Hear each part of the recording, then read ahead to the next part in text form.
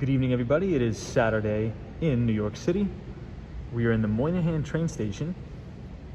We are going to be walking downtown to NYU, New York University.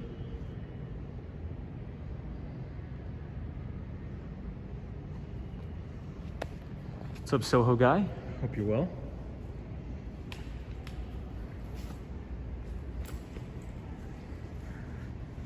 Who do we have? We have Amir. What is up, everybody? Just had to get my umbrella. We have Ken Kramer, Sunshine After Rain, Arnaldo, Exploration, Vinny Castellano, Rob H says, hey Tom, haven't caught a live in a couple weeks, hope all is well. And we have Sally. What is up, everybody? This is the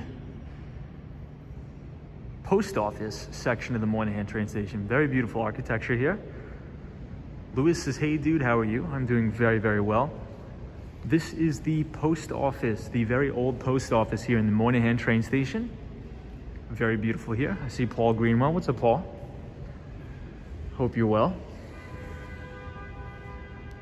I'll show you guys some of the architecture here. Very beautiful. But we will be going outside tonight down to NYU. This is the James A. Farley building, in memory of the 53rd Postmaster General of the United States. Pretty cool. I'll give you guys one more look. I really like these pane glass windows here. Very, very beautiful.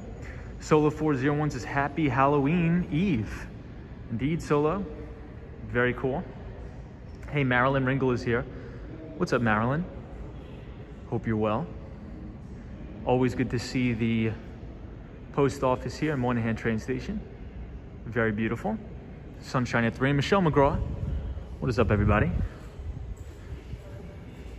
know what? Let's see if we can go out this side. I'm not sure we can, but let's check it out. Destruction, this is happy Saturday.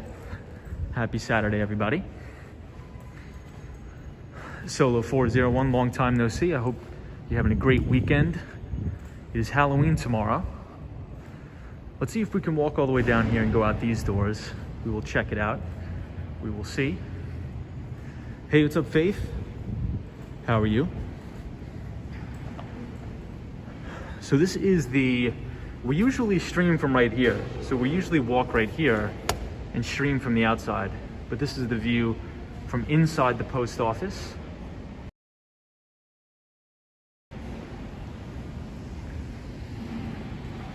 These are all the old windows where you used to go up and mail your stuff. George Lopez's beautiful building. What's up, George? Hope you're well. Solo 401 says, I'm doing great. Hope you are as well. I am doing good. These are my favorite, the tables here with these all original lights. Very nice. The chandeliers, the roof. Hey, Ben says 9:45 a.m. here. Good evening to you there. Thank you so much. Matthew P says hello. Seal Bear says hi, Tom. Happy Halloween Eve, everybody.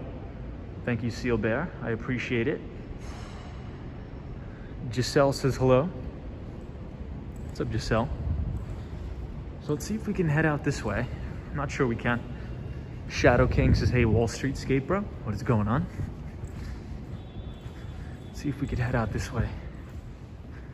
I'm not sure if this is closed off or not, but we will check. Now we'll give you guys one last look of the inside. Beautiful architecture all over. Check out the top.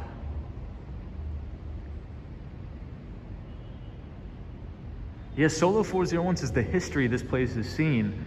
I can only imagine. Hey, Chris Mills says, nice building. Hello, we are in the Moynihan train station. However, we are on the post office side. And we can go out this way. Very cool. I've never been out this way ever. So this is on the corner of 31st Street and 8th Avenue. Wall on the Run. What is up, M Wall? Says those are retail windows, aren't they still in use? Yeah, so I've actually mailed things there before. The only time I've ever really had to mail anything in my life is with my last landlord. They required to mail a check every time. Michelle McGraw says, still looks like it's under construction. Yeah, so it's still under construction. They should be finished hopefully by next year. Diego says, hi, my friend. Good night. What is up, Diego? Ben says, hello there. 48 says, hey, Tom. Very nice building. What's up, 48? Solo 401 says, go get some Supreme Pizza. Ryan Royal says, hi, Tom. Hi, all, and hi, moderators. I'll show you guys the... So this is the outside of it. And if you look all the way down there, that's actually the Hudson Yards where the vessel is and all of that. So this is all brand new, all new space. Down here is supposedly is going to be all restaurants. So when the train station is complete, this should be all restaurants and eating and seating area all out here. Cynthia Martinez says trick or treat. What's going on? Ryan Royal says happy Halloween. Hope everybody's having a good Saturday so far. Having a good weekend. Let's get started. I thought we would walk down to NYU or Washington Square Park. We haven't been there in a long time on the stream, so I guess we'll head there. Starving Artist says, good evening, Tom. Hope you are well. What is up, Starving Artist? Sunshine After Rain says, awesome view. Solo 401 says, can't wait till they build a food court there. Yes, they are building a food court here, Solo 401. Marcelo says, hey, Tom, nice to be here. Hope you are good. Marcelo, I hope you are well and having a good weekend. We are right outside the Madison Square Garden here, 34th Street.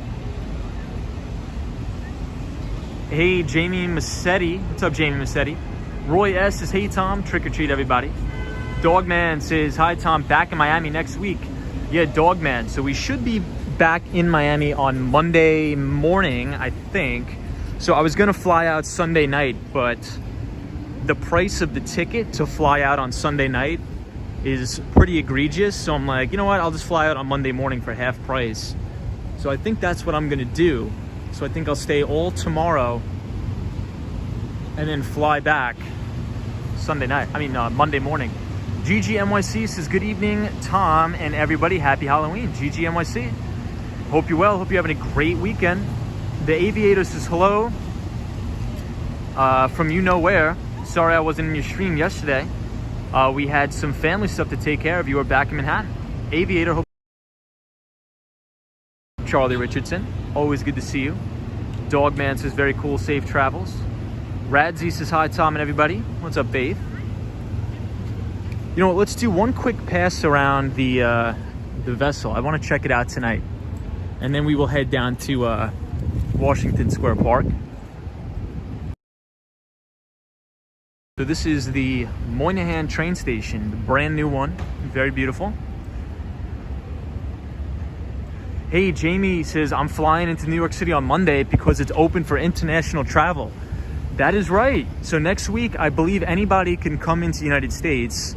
I think it's November 8th. Everybody is allowed back into New York. So very excited about that. Very happy about that. So can't wait. Welcome to New York.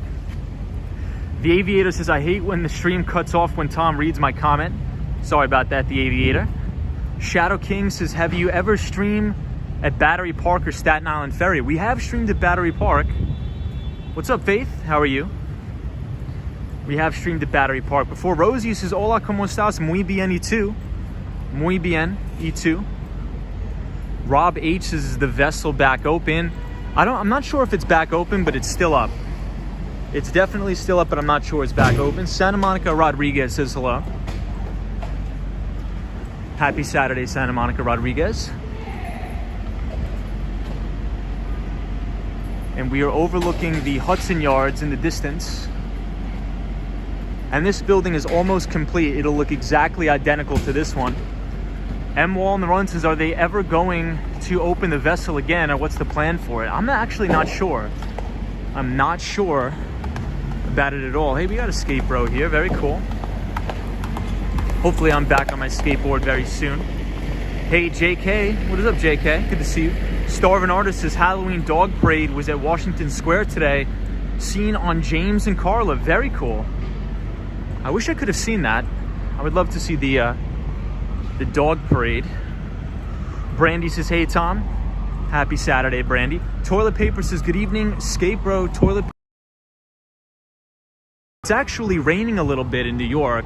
It was just raining very hard for probably 5 to 10 minutes. I'm not sure if you guys could tell by looking at the ground, but indeed it was just raining. But hopefully it won't be raining the entire time we're out, because yesterday was raining a ton. So tonight we will just be walking. First we're going to go to the vessel, we're going to check it out, and then we're going to go all the way down to Washington Square Park, because oftentimes all the college kids are dressed up in these ridiculous over-the-top Halloween costumes, and hopefully we'll get to see some. Hopefully we will get to see some people out.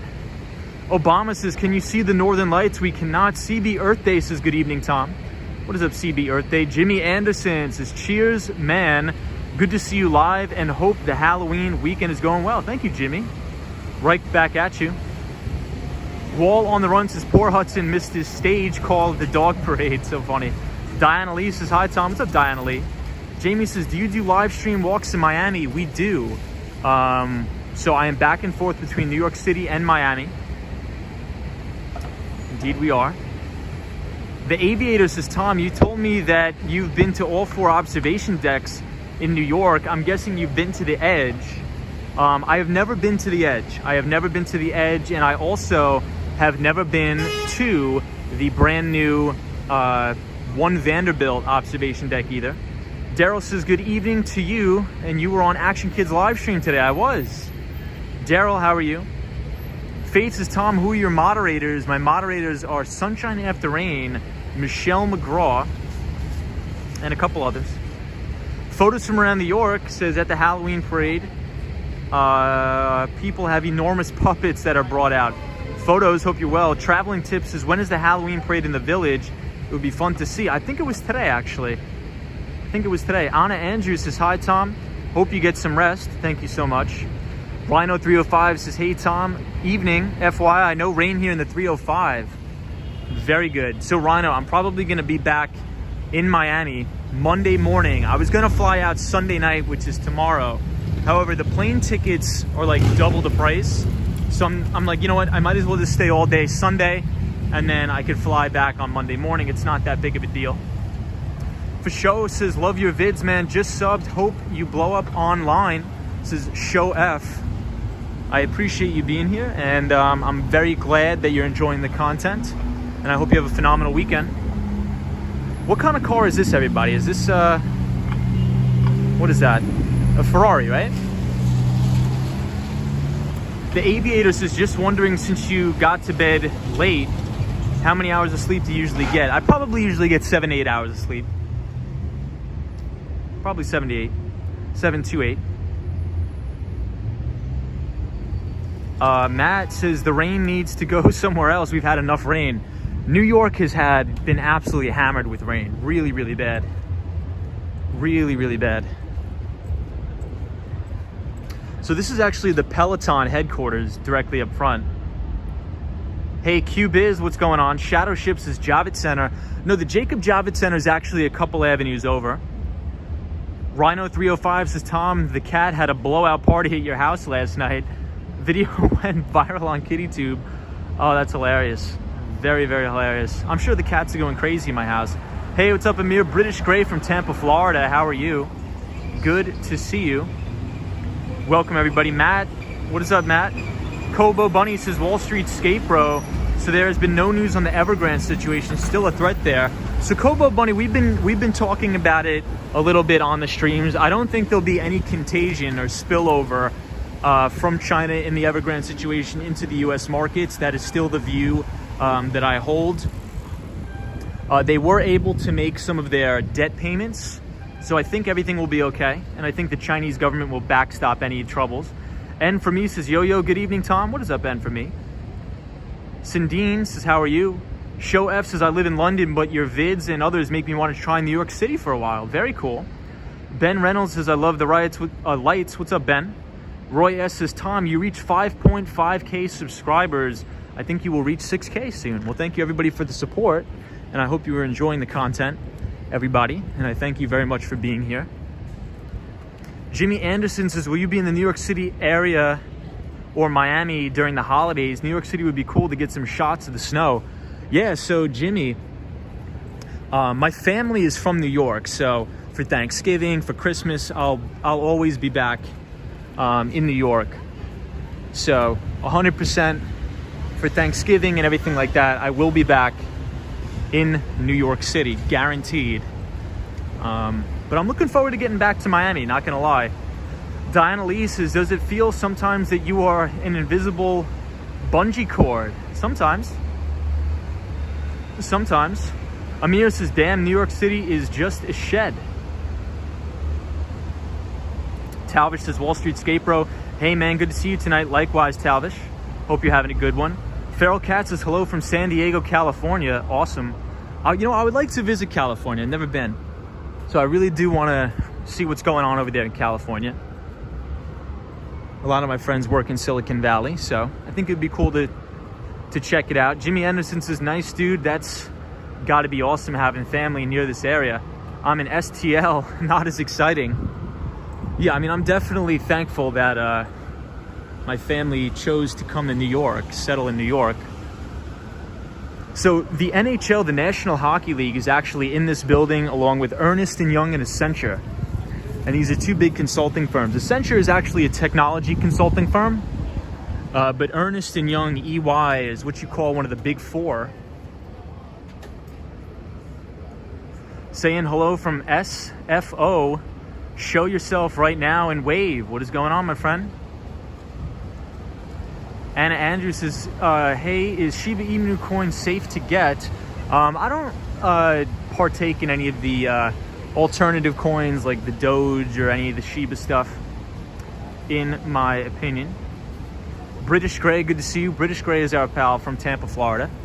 Hope the weather is going well there.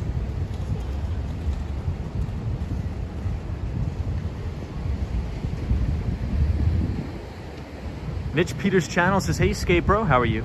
We're looking at the Cutie Pie Chio says San Francisco, very cool. Kobo Bunny says, Wall Street Skate Bro, someone lost $500,000 in crypto when they accidentally broke the SD card that had their wallet on it. Very scary. Eesh, that is very scary. Mohammed says, why every New Yorker likes to go to Miami and not LA? Because New York is extremely, extremely expensive, and to go to LA is even more expensive. So we would never want to go from one expensive place to another. We would want to go from an expensive place to a very affordable place with low taxes and beautiful weather. Joey says, hi Tom, NYC Cherry Groove is here. What's up, NYC Cherry Groove? What is up, Joey? Edson says, hey bro, what's up? How is your night? My night is very good. Long week of earnings season, so we're very happy to be out of that. I was actually doing some research. One of the companies we forgot to cover last week is called Servicenow. And Servicenow is another software company that I am very, very bullish on and that I've owned for quite a while. Their CEO is actually Bill McDermott. And there's a very crazy story about the CEO of Servicenow, Bill McDermott.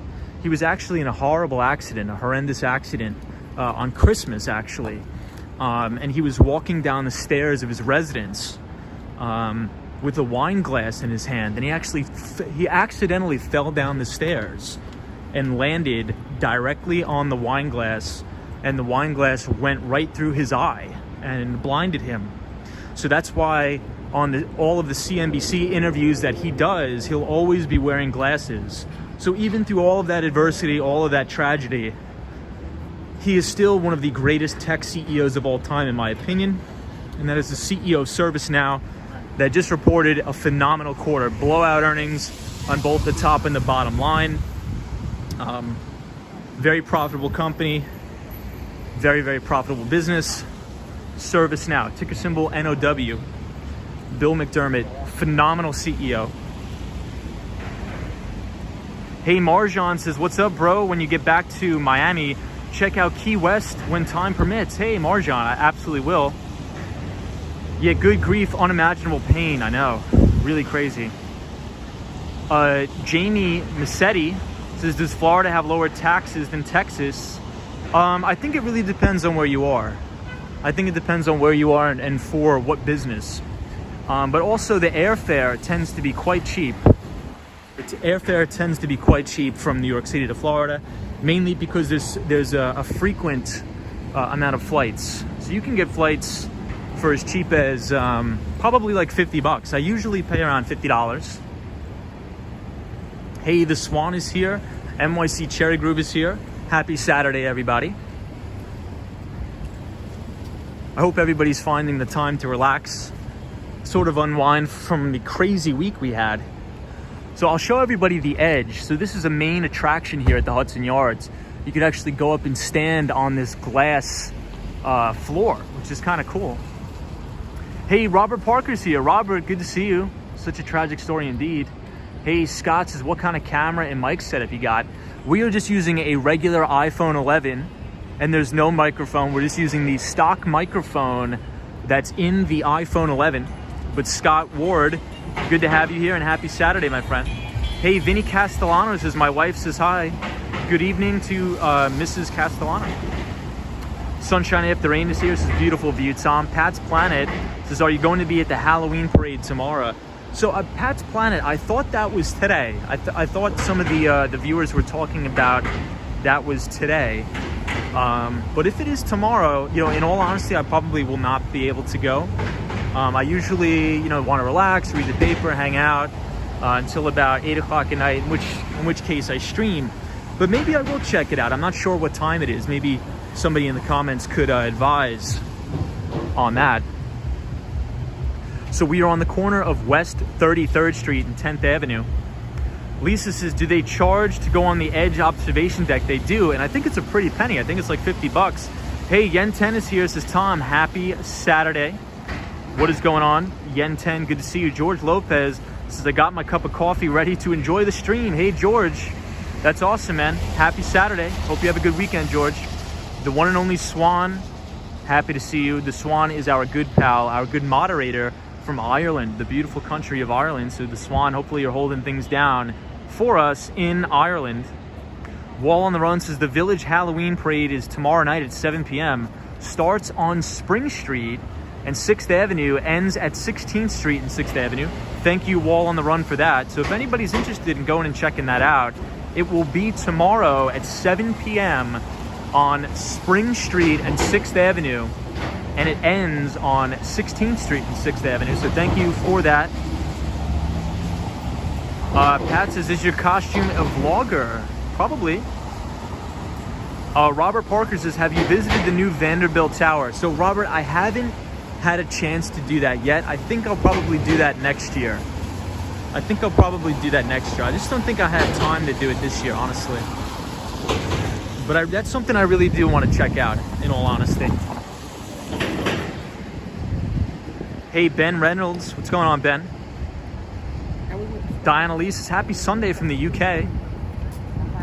Marilyn says, join me in hitting the like and subscribe button. Appreciate that.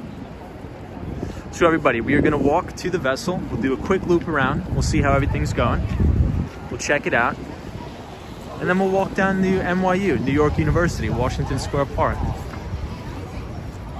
Very nice night.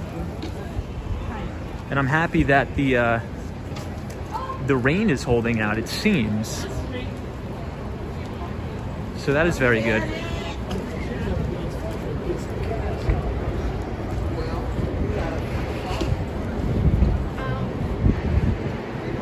Yesterday it was coming down like gangbusters, the rain. Murky says, how's the weather in New York? People got coats on. You know, it's actually probably like 65 degrees. Today was actually extremely warm in New York. When I got off the train to Penn Station, it was actually hot. Like, I was actually hot today. Hey, the Mighty Bull is here. Says, good evening, Tom. How are you tonight? I'm doing very well, the Mighty Bull. I wish the same for you. The Mighty Bull, happy Halloween. Our pal, the Mighty Bull. Always good to see you here. Always a pleasure.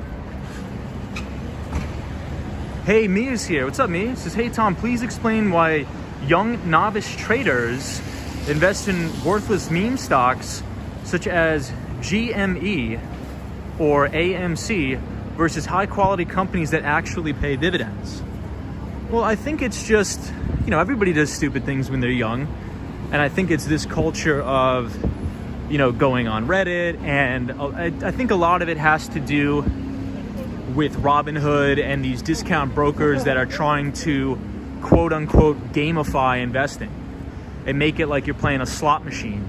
If you go on Robinhood and you want to buy a stock, when you click the buy button, there's balloons buzzing around and confetti ripping around. So it's a little bit ridiculous. But I think that the discount brokers have done a good job of coercing and manipulating people into thinking that investing is the same as gambling. So that would be my take on it. So we are here at the Hudson Yards, right at the vessel. It looks like a huge party's going on over here, guys. I think that's Sunshine After Rain's apartment. I didn't get an invite. NYC Cherry Group says, I disagree. AMC will get bought out and grow large. Potentially. We'll see. Alana says, what is your favorite Halloween costume? So last year I was at NYU, and my favorite Halloween costume was the coronavirus. There was a guy and a girl that were dressed as the coronavirus. It was hilarious. I thought it was awesome. I thought it was quite creative. Hey, Swing Boxes is here. What's up, Swing Boxes? Good to see you, my friend. Hope you're well. Zika says, hello from Brazil. Hello, all of our Brazilian viewers. George is so sad she didn't invite us. Yeah, Sunshine, how come no invite? I think the Swan only got an invite. Michelle McGraw, what's up, Michelle? Happy Saturday, Michelle. Hopefully you had a good week. Robert Parker says, yeah, it was. I was at the Hudson Yards yesterday in the crazy rain where I'm making extra money delivering food with Uber Eats. Very cool, Robert. Very cool. The Mighty Bull says, greetings to all moderators and friends around the world. Jimmy Torres says, wow, amazing view. Thank you. No problem, Jimmy. James Stewart says, Scapro, how about that Tesla? Yeah, James. So Tesla is now $1 trillion company. Tesla is now $1 trillion company. I believe this car is called a Maybach, I believe. I'm not that big of a car guy, but I believe that's what it's called. Hey, Melee's here. Says, hi, Tom. What's up, Melee? Jimmy Torres says, hello from Houston, Texas. Very cool. How is Houston, Texas, Jimmy? Sunshine After Rain says, after party. Razy3 RP XRP says, Mischief Night, roll out the eggs. No other chances. Have any thoughts about investing in space companies like RKLB or ASTR? I mean, well, for my style of investing, I only will invest in the companies that are profitable. So I will always miss out on those emerging companies right away.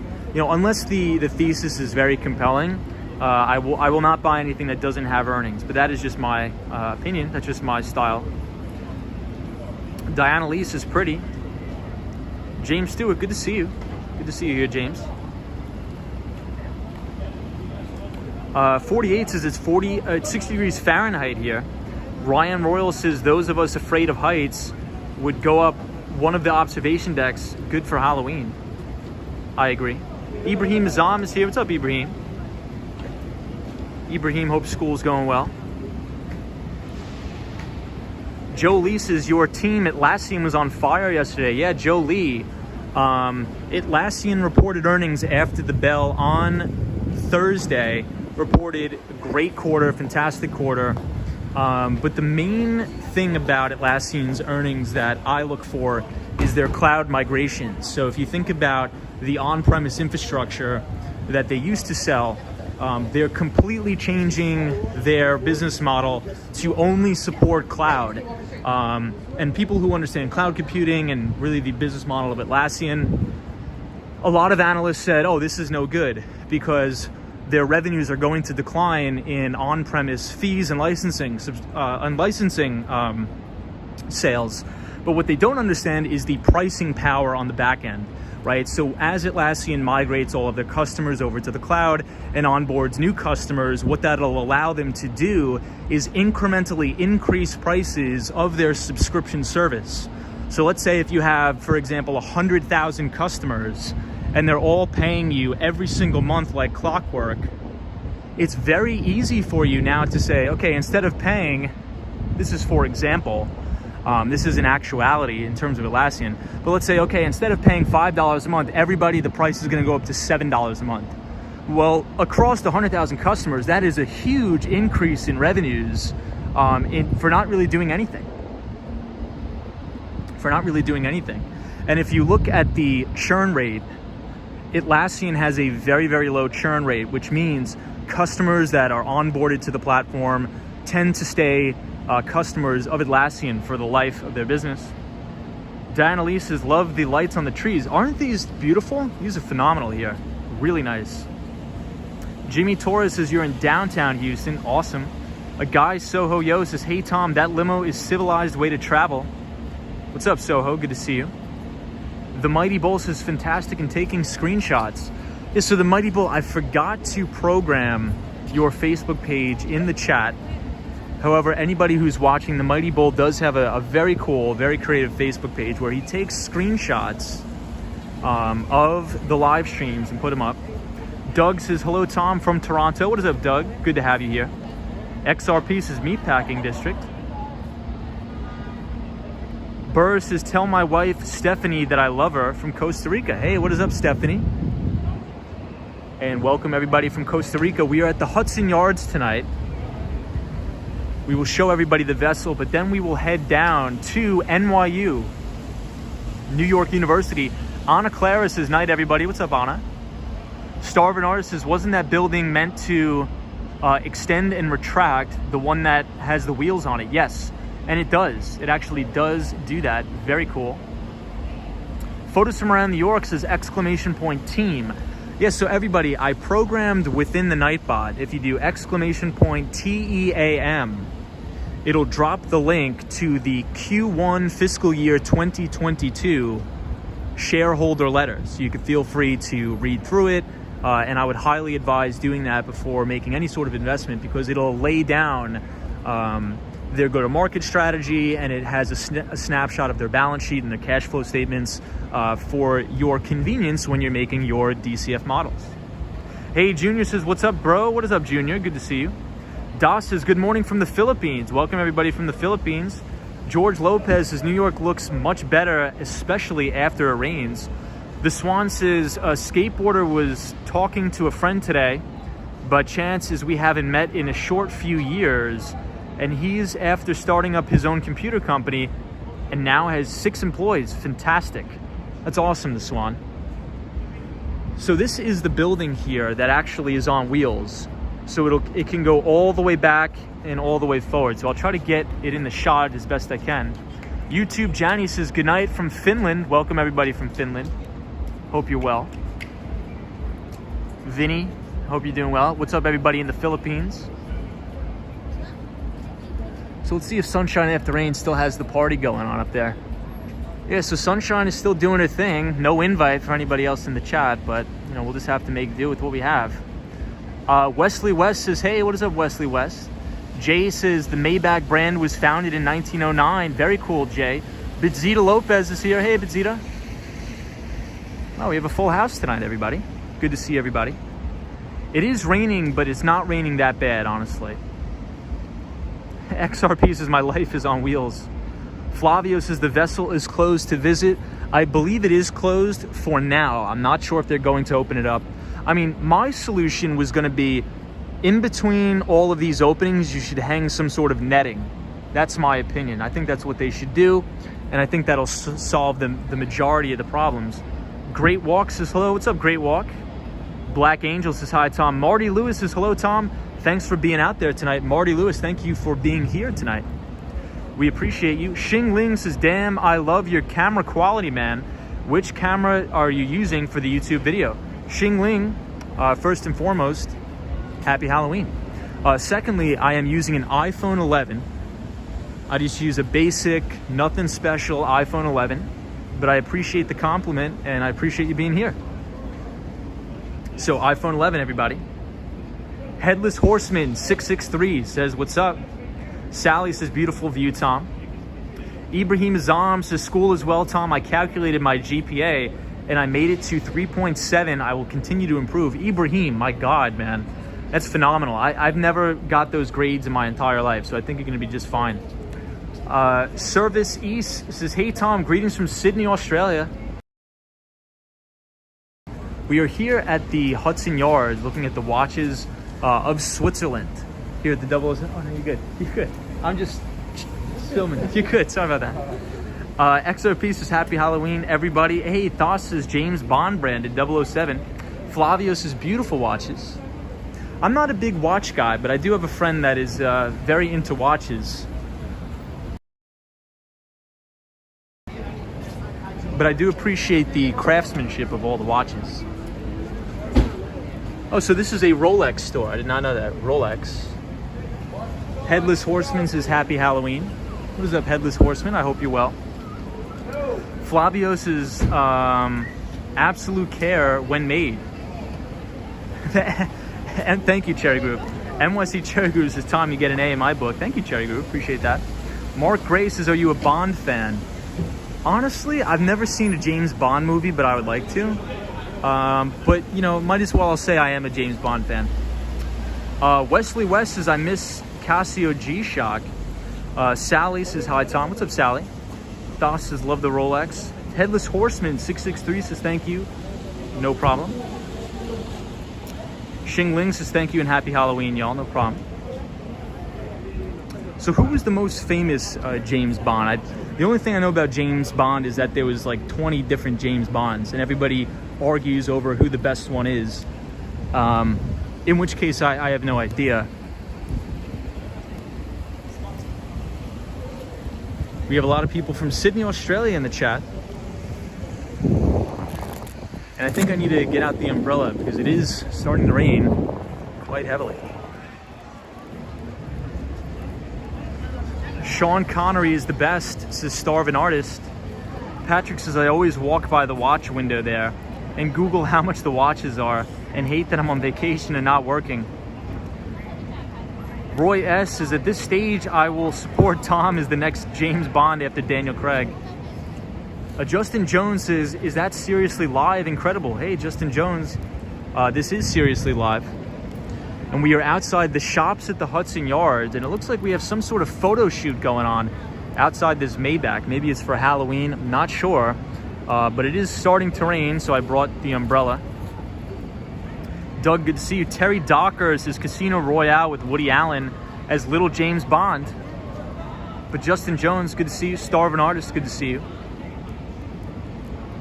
XRP, Headless Horseman, Sally.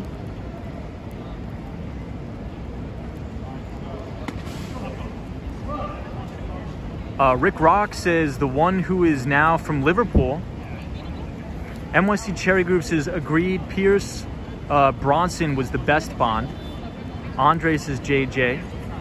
AY Sup. Patrick says Maybach Pullman is a $2.5 million vehicle. Is it really? I never knew that. I mean, I know they're very expensive, but I didn't know that it was that expensive. Sally says nothing much, Tom. Halloween is tomorrow. Very cool.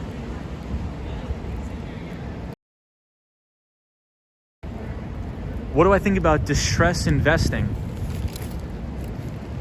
Could you clarify that? Are you talking about like doing leverage buyouts where you try to improve the operations of the company? Because I think there's to have a ton of money. So somebody that does that, or LBOs or leverage buyouts, who made a ton of money is Steven Schwartzman. And he's actually the sponsor of the Steven Schwartzman Library in Midtown Manhattan. So in a leverage buyout, you essentially try to improve the operations of the business and then resell. The Mercedes limos is Sanchez D. Roy S.'s question about the best Bond will be as diverse as a question about the best burger and pizza in New York City. Very cool. Wesley West says that means Greenwich Village will be packed tomorrow night. Sanchez D says, whose car is that? Not sure. I'm talking about distressed investing, buying at the bottom of a recession. I mean, yeah, that sounds great to me. I mean, if you can time the market and buy at the bottom of a recession, 100%, I'm down for that. Sign me up. But it's very, very difficult to time the exact bottom of the markets. But yeah, if it can be done, I'm in. Count me in, man. Anna Andrews says Sean Connery is the most unbelievable James Bond. Arctic Trend says I'm here. Diana Lee says sounds like very heavy rain. Not that bad. Flavio says, do you like Halloween, Tom? Not particularly.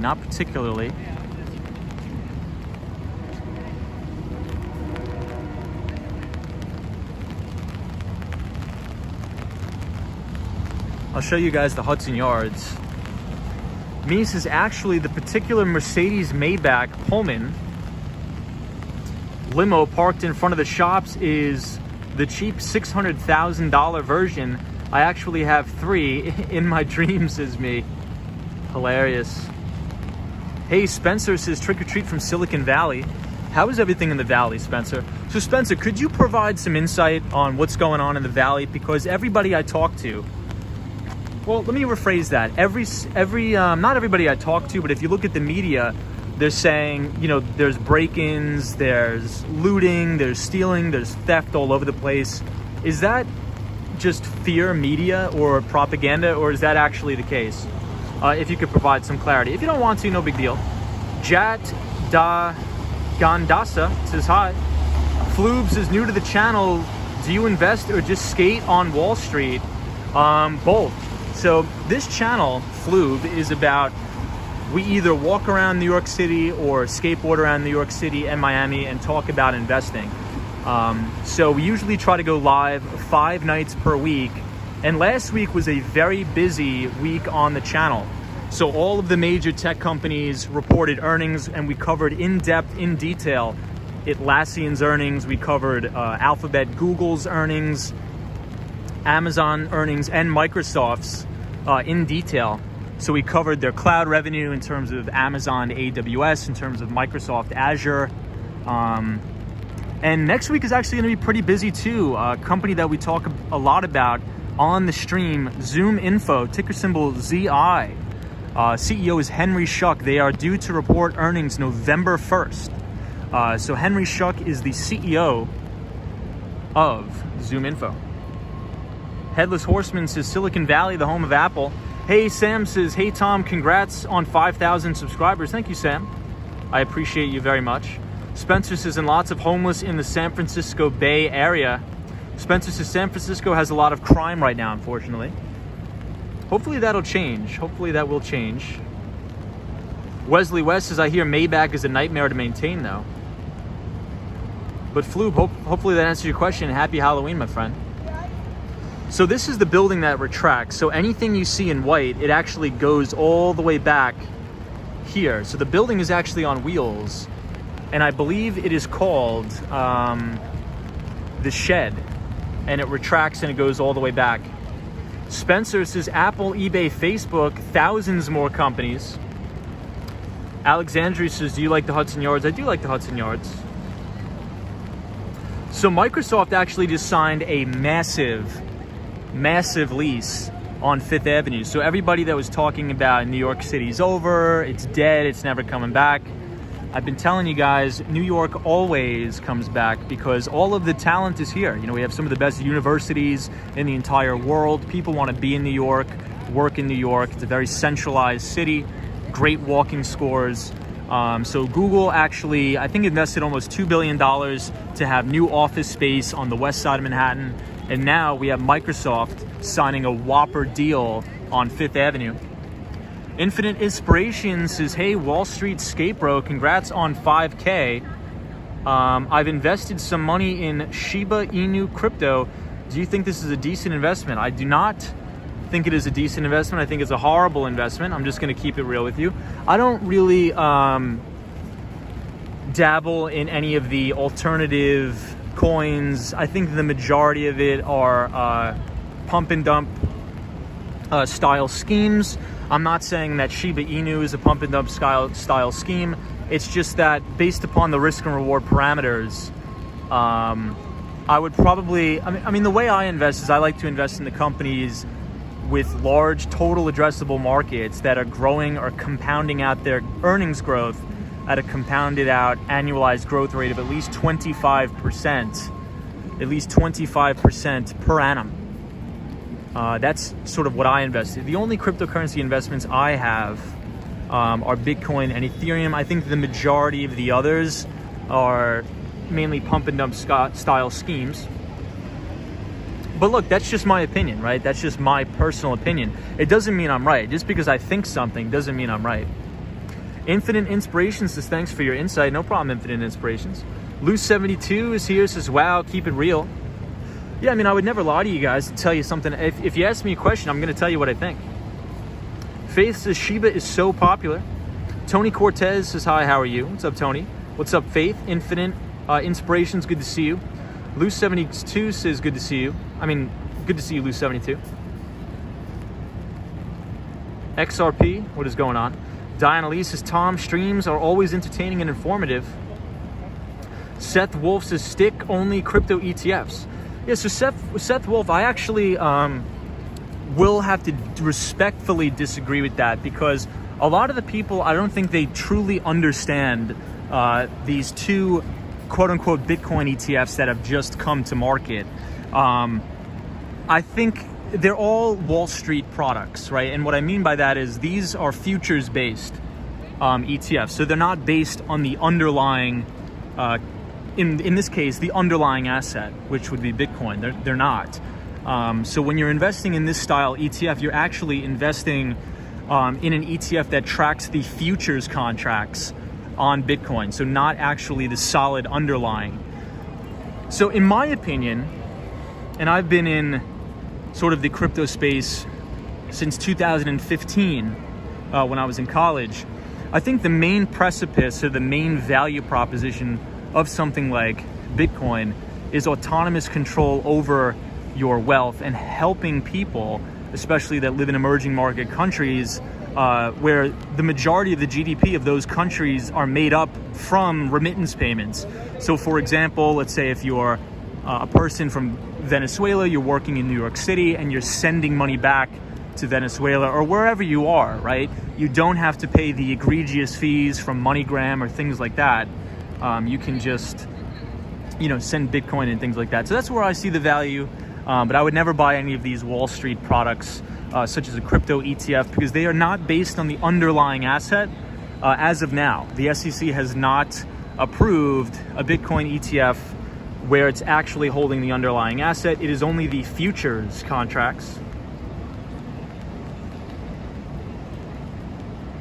Hey, M. Rosales, how are you? Headless Horseman says, is that an iPhone? James says, ADA Cardano is about to bust out. Very cool. M. Rosales says, I'm new here and just starting watching your videos. Hi from Texas. Hey, welcome, M. Rosales. Dallas, Texas. Very cool. I love Dallas. Love Dallas. Felix is where to invest dealing with the current supply chain issues from shipping firms. I'm not sure about that. But it was very interesting to see on Apple's earnings report, Tim Cook actually attributed a $6 billion revenue loss to the supply chain issues. And I believe it because in my opinion, or in my actual life, I ordered a Mac or an iMac, and I'm actually on a waiting list for it to be shipped, and it's not going to come until after Thanksgiving. So Apple cannot count that as revenue until they actually charge me and deliver the product. So supply chain issues cost Apple about $6 billion in revenue last quarter. Lena Sandoval is here, says, hi, Tom. Hey, Lena Sandoval. Me says, your position of the super wealthy young Russians now taking residence in Sunny Isles on Collins Avenue, a lot of potential clients with cash for your startup, just saying. Oh, me, I'm all over that. That's one of the reasons why I moved down there. Carpet says, good morning from India. Hey, what's going on, Carpet? Trinidad Music says, Queens where? What is up? Mike says, love your New York pathways. Appreciate that. What's up, Mike? Floob says, thoughts on Micro Materials, MMAT, after Facebook rebranded and invested in a lot of money in VR and AR. I can't advise on that particular security because I am not familiar with the name. M-Wall says, Tom, do you feel like a magic 8-ball? Sometimes, M-Wall. Alexander says, many financial firms are buying up real estate with population growth slowing. What is that they're seeing from a profit perspective that we're not? Well, I just think that you have an environment of artificially low interest rates, right? So if you think about what's driving this housing boom, it's obviously not affordability because houses are not affordable. What's driving it is artificially low interest rates set by the Federal Reserve Chairman Jerome Powell. And also the Federal Reserve is buying $140 billion at minimum of not only U.S. Treasuries, but mortgage-backed securities. So that is putting a floor under the housing market. So what it allows big Wall Street firms to do is these people have very good credit. So they're essentially allowed to borrow money for free, right? So I'll give you an example. I actually just closed on a house down in Miami, and my interest rate was just below 3%. So factoring in inflation, the bank, JP Morgan Chase, gave me the money for free, right? Factoring in inflation. So the way you structure the deal, the way I structured the deal, it's a single family house, but I'm going to rent out either the individual rooms or build a wall and rent out the efficiency. The tenants will subsidize my cost of living, in which case, in addition to the subsidy, the cost of living or living for free, the bank's actually giving me free money because inflation is printing at about 5.2%. I actually think the real number is probably 7%. So when you have these big conglomerates like these PE firms or these venture capital firms buying up thousands of homes, I actually really don't think it's impacting the market as much as people think. But it's a big profit center for them because they pay nothing for the money. The money is free. And then they just rent it out to people. Mike says, as Long Beach changed its policy on how many empty containers can be stored, so trucks should be able to pick up full containers and lower the port backlog, says Mike. We'll hope so. Seth Wolf says, not the IPOs, ETF, no problem, but disagree back. I have GBTC doing well in a diversified holding. Crypto will prevail. New ideas always face criticism until adoption stage is here. Good luck. Yeah, so Seth, I actually am a big proponent of and an advocate for Bitcoin and Ethereum. But I would rather own the underlying asset, right? I would rather hold my own private keys. With GBTC, you're paying egregious fees. I believe on GBTC, the management fee is about 2%. You know, why not just buy and hold Bitcoin on your own and just hold it in your wallet and own your private keys instead of buying something like GBTC where they're charging you a 2% management fee just to invest into Bitcoin. And oftentimes, GBTC will trade at a premium to net asset values, right? So for example, it's sometimes or oftentimes, not all the time, it trades at a premium to its net asset value. So that means the value of the Bitcoin and the Ethereum that they hold, the security that you're buying, GBTC, is actually trading at a premium multiple in relation to the underlying asset that they own. But that's just my opinion. I know that I'm not saying it's right or wrong. All I'm saying is that I would much rather own the actual asset. I think that's a little bit better. But yeah, GBTC is definitely a better alternative than holding these derivative products, such as the new Bitcoin ETFs that are futures-based. Mike says, when is Wall Street Skate Bro brand skateboard coming out? I don't think anytime soon. Hey, everybody, it's our pal, the one and only Cecilia Thomas. Cecilia, happy Saturday. Always love having Cecilia Thomas in the house. Infinite Inspiration says, you've got great insight here. Yeah, so in conclusion, I don't agree with you at all. I actually agree with you. I actually am a big advocate for cryptocurrency. But I would much rather own my own private keys. Starvin Artist says, watch a CNBC documentary today on 1987 Black Monday stock market crash. Hey, can you put that in the chat, actually? Because I would love to watch that on my train ride home. So Starvin Artist, I would love to watch that. Hey, Carpet says, just woke up and watching. Hey, our pal Reels is here. Says, jumped in to say hello and hope everyone is well. Stay safe, Tom, and happy Halloween. Hey, Reels, right back at you, man. Hope you are well. Hope you're having a good weekend, our pal Reels. Moon FRX says, hey, Tom, know anything about MMAT? I do not. In full disclosure, I do not. Felix says, great info as always. Seth says, Bo Sky, wow, flashback.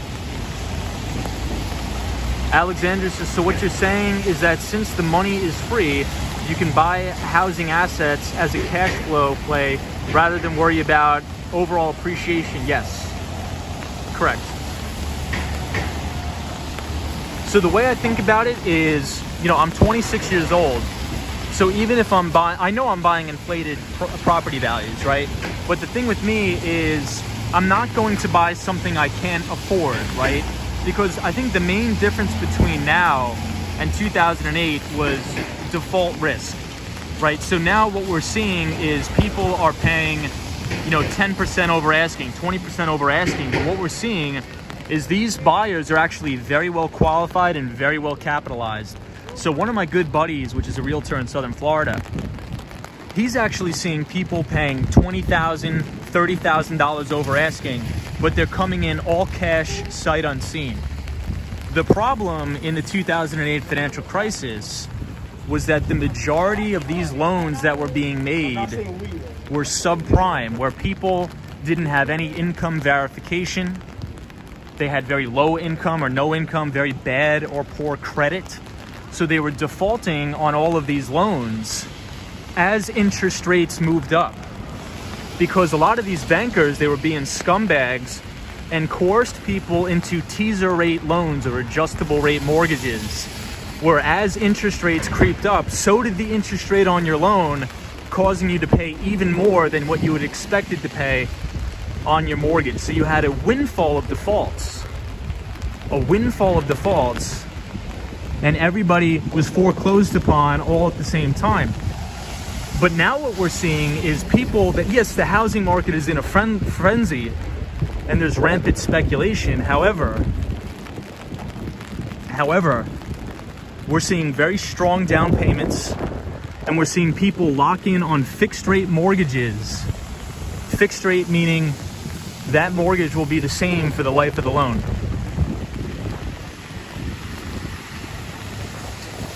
Hey, thank you, Ann PZ. Thank you so much for the super chat. Says, hi, Tom, happy Halloween and have a safe night. Hey, Annie PZ, thank you so much for the support. I really do appreciate it. Thank you for donating. Really do appreciate it. Faces one question, how can one use Bitcoin in the real world? So I think there's multiple use cases. I think it's just what is the appropriate use case for you in your life. Some people think it's a store of value, think it'll capture the market cap of gold, and some people use it as remittance payments. Hey, Marie O says, hi, Tom. What's up, Marie O? Alexandria says, thanks for your insights. What brought you back to New York? So I was having meetings all week. So all week I had meetings, so I had to fly back from Florida to New York. But I will be back in Miami on Monday. Hey, Moon says, gift cards at AMC. And I think another thing driving this housing market, there's a shortage. There's actually a shortage of homes. And I think that's been due to government incompetence about rules and regulations of building laws and zoning laws and all this crazy stuff. Hey, Floob is here, says, gonna tune into these streams more often. You seem very knowledgeable. Have a good night. Hey, Floob, right back at you. We appreciate you being here, and enjoy the rest of your weekend, my friend. And thank you, and welcome to the channel. Welcome. Let me make sure I didn't miss any of the comments. Marie O, good to have you here. Ibrahim Azam. Spencer says, a house in Oakland just sold for $1 million over asking? No way. This kind of stuff happens out here due to housing shortage. That is crazy. James says, and it ain't stopping. XRP says, I plan me and my wife are taking a walk. Charlie says, hola, ¿cómo estás? Hey, muy bien, Charlie. Mike Skate TV says, also, hello, Wall Street. Hey, Mike. Good to have you here, Mike.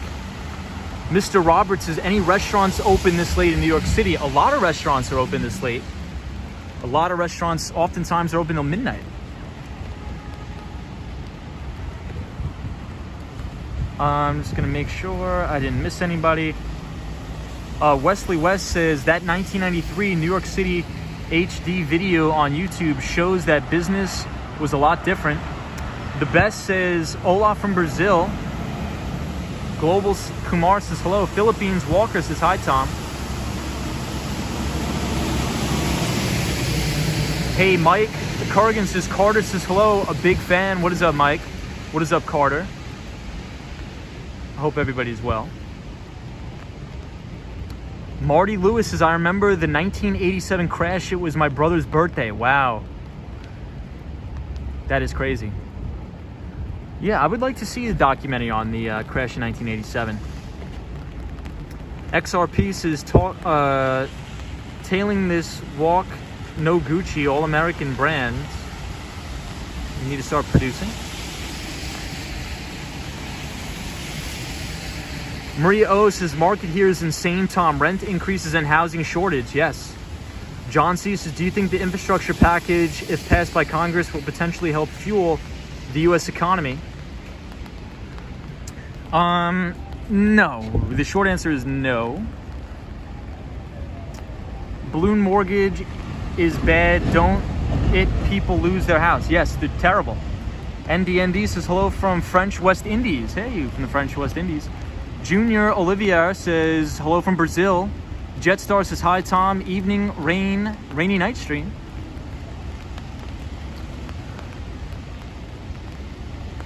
Alexander says, being here in New York City, what I hate is the anti-developer attitude that refuses to recognize we have a supply problem. Envy and resentment is ironically what's making this worse. I agree. Sorry if I can't get to everybody's comments. They're just going way too fast.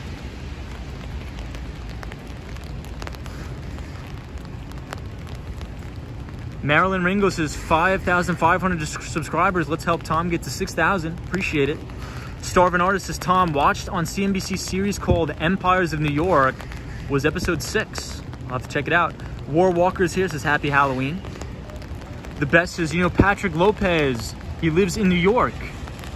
Yes, I've heard of Patrick Lopez. I sometimes watch his stuff that helps me speak Spanish a little bit. Amir Kandi says, hello from Egypt. Welcome everybody from Egypt. Welcome everybody from Egypt. Yeah, so I think a viewer commented, what do we think about the infrastructure bill? Will that spur economic activity in the United States? One of the things that I think is that you can't try to cure all the economy's problems by money printing. And that's all the government has done. And it's even, Obama did it. It started with, in the 2008 financial crisis, Obama printed a hell of a lot of money. And then Trump said, hold my beer. And Trump went absolutely ballistic and printed so much money. But what people don't understand is that the only thing that money printing does is exacerbate the wealth gap in America.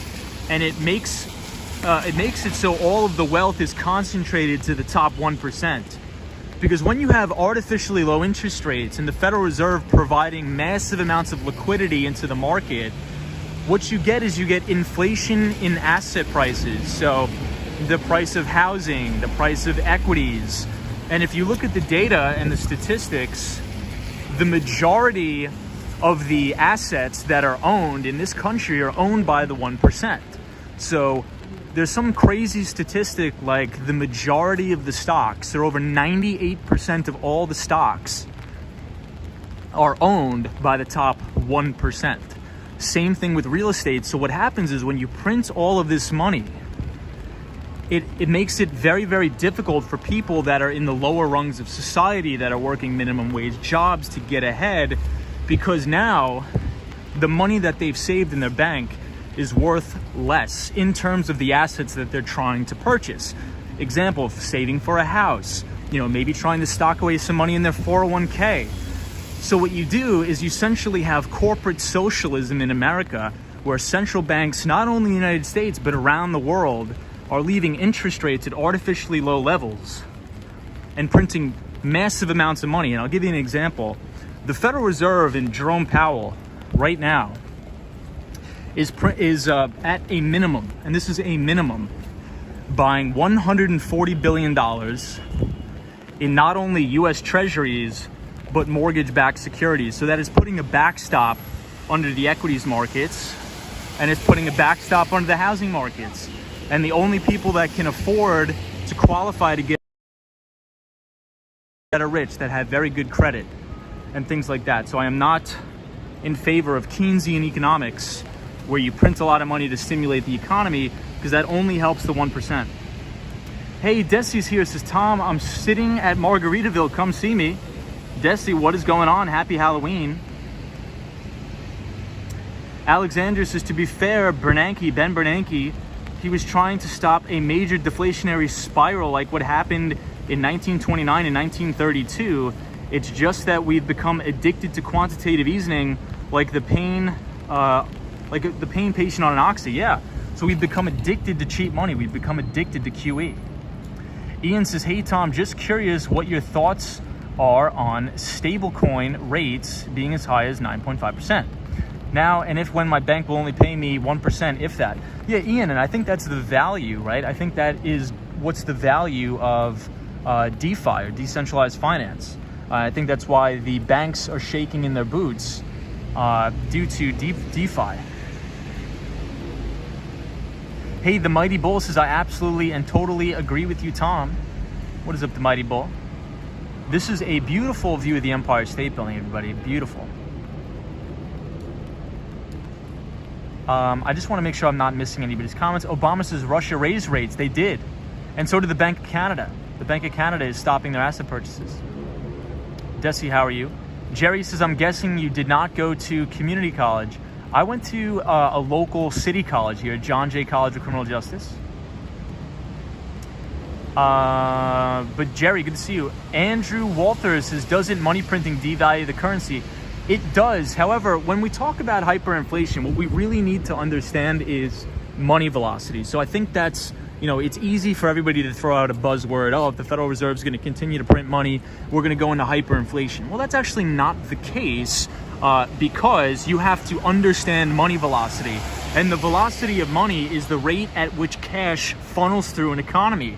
And if you look at the statistics, if you actually look at the data, money is actually circulating in the economy at some of the lowest rates ever. And I think that's due to that's due to technology, because technology is in and of itself deflationary, right? So if you, like, this is the way I think about it. And somebody was explaining this to me on a conference call the other day. Back in the day, if you wanted to take pictures, you had to go out and buy a camera, right? You had to go out and buy a camera. If you wanted to record somebody's voice to make it into a movie, you had to go out and buy audio equipment or a voice recorder. Now we have everything all in one.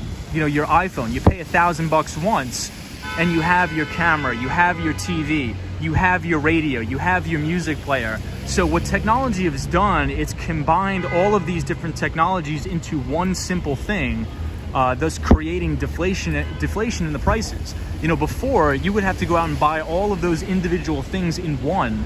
Now, you're just buying one product that can do it all at a... What happened to that money saved?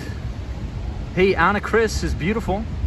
Ryan Royal says, I agree, Tom, about inflation. I had plenty saved for a down payment on a house last summer, but not now. Yeah, I mean, people that were saving for a down payment, the houses that they were looking at that were $250,000 are now, $350,000 or $400,000. It's crazy. Faith says, Empire State. What's up, Faith? Photos from around New York says, the Swan. Alexander says, the Knicks are finally winning. Very cool.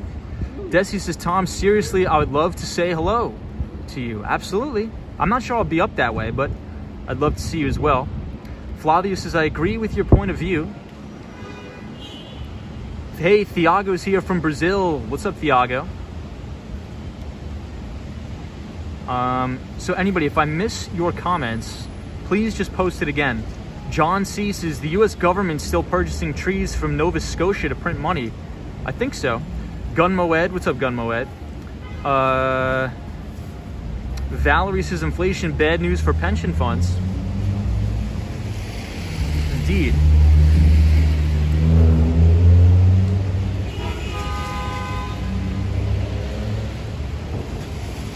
Spencer says 400,000 is a mobile home out here. We should have been let it hurt. We should have been let it hurt to ease the pain, but we keep stalling. Yeah, I mean, I think the thing is just we've been so conditioned in America that we cannot feel any pain anymore. So anytime, you know, something happens in the economy, the Federal Reserve just has to come in and backstop everything. Moon says, where's Pier 17, Tom? Saw it in a movie tonight. I think Pier 17 is a little bit more downtown, maybe in the 17th Street area. So everybody, we are by the Madison Square Garden. The Jimmy V Classic Tournament, I believe, is going on here. I thought that was in March, actually. Isn't the March Madness thing? Not now. Maybe it's just an advertisement. Andre says, hi in New York. Obama says, US dollar is cotton, not paper. French Fries says, not necessarily at all. Pensions have sold a bulk of their debt and bond holdings in favor of equities. The ABX Girl says, hi. What's up, ABX Girl? Happy Halloween. Hope you're well. We are at 34th Street, Penn Station, but now we are going to be walking downtown to NYU. And on the stream, we often talk about a very famous professor at the NYU School of Business, or the Stern School. His name is Aswad Damodaran, and he is considered the Dean of Valuation. So if anybody is interested in learning about very fundamentalized securities analysis, check out Damodaran. And a lot of his stuff he actually puts up for free on his YouTube page. And he is a professor right here in our neck of the woods at NYU. Very cool. And he's a great guy. He's an amazing teacher. Amazing teacher, Damodaran.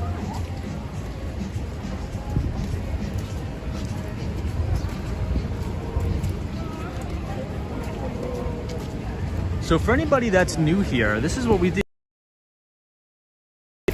Finance every day on the stream. Last week was an action-packed, very busy day.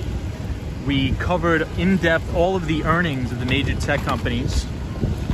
But I think on Monday, we're going to do a little bit of a deeper dive into the earnings of Apple as well as Amazon, because I don't think I did a good enough job as I should have last night, just because it was raining so hard and I couldn't really concentrate because I was dealing with the rain and the wind.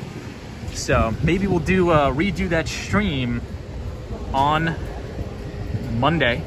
What inspired you to go into finance?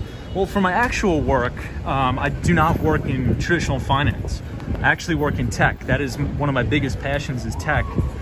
But investing in general, I'm just very interested in how businesses operate, the cash flows of businesses and new technologies. So that's really what got me here. Hey, Darren Robertson says, hello, Tom from Sydney, Australia. What is going on, Disney? Michael Grant says, boring. Faith says, oh my. What's up, Faith? So there's probably going to be a ton of Halloween parties in the city. I would assume Miami is kind of crazy as well. Headless Horseman says, I love Australia. I want to move there. I'd like to visit Australia. I would really like to visit. Hey, MTR says, hey from Dallas. What's up, MTR? Hope you're well. Christopher says, MSG. Addie says, awesome. You are really well educated in it. I can tell it's your passion. Yeah, I could talk about finance, earnings, companies all day, tech all day. I love it. Ibrahim Azam says, the thing I found odd is that you call yourself an old soul, yet you still like working in tech. That is true. All right, everybody, as always, we have to take a stop and appreciate the one and only Billy Joel. Madison Square Garden is the center of the universe as far as I'm concerned. The man, the myth, the legend, Billy Joel. Or else there's lots of Halloween parties in the village.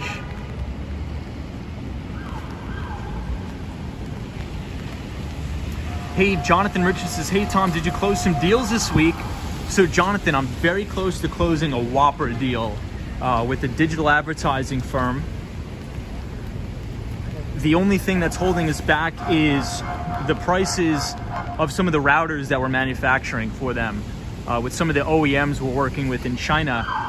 Due to the semiconductor shortage, the costs of our chips have actually gone up. So this actually relates very well to the stream. So the cost of what we pay for the semiconductor or the chips have gone up. So in turn, we have to pass that cost on to the customer to maintain our margins on the product, right? And that's why inflation doesn't hurt big companies. It hurts the consumers because, you know, all of these big companies, when the prices of commodities that go into making their products and services go up, they don't eat that cost. They pass it on to you, the consumer. So when you go to the store, you're going to be paying more for products and services, or you're going to be paying the same amount, but the packages are going to be smaller. So we're trying to essentially bulk order all of these devices and pre-patent them and make them, and do a deal registration so the order stays the same price. But if you're talking about 18,000 units, that could be a little bit of a risk for me, because I don't want to, you're talking about millions of dollars you have to outlay. That's big capital outlay. It's huge capex. MTR says Yellen is pushing for a 15% minimum corporate tax at the G20, and they like it, MTR. Janet Yellen is a little crazy, but we'll go into that on a different stream. Darren Robinson says, yes, we are going into summer now in Australia. Very cool.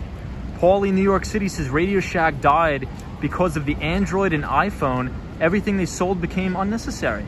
And e-commerce too. This is Canada says, Build Back Better plan. Jefferson Santos says, good night, brothers. What's up, Jefferson Santos? RL says, SWKS reporting next week. Going to be down as well in relation to Apple. Maybe. Possible. Sounding Six is same thing with taxes. The more you tax companies, the more they charge for products. I think in many circumstances, that is unfortunately the case. Janet Yellen is incompetent, says Ken Kramer. Shane says, do any of these big woke sweatshop companies like Nike and Apple fall soon? I am not sure. Tariq says, what's up, bro? Hope you're having a good weekend. I am having a great weekend. Jonathan Richards, thank you so much, pal. Appreciate it. Yeah, so this company that we're working with is, I don't want to say too much now, but once the deal is closed, I actually want to do a stream about it, because I think it's interesting. But they're essentially a digital advertising agency where they license different software. They license different software to companies via digital advertising machines. It's very, very interesting business model, and we'll definitely go into it more on the stream. Headless Horseman says, why Facebook going out of business? They're not. Sally says, it's a really beautiful night. Appreciate that, Sally. I think we can put the umbrella down, everybody. Let's see. Shane says, I miss Radio Shack so much.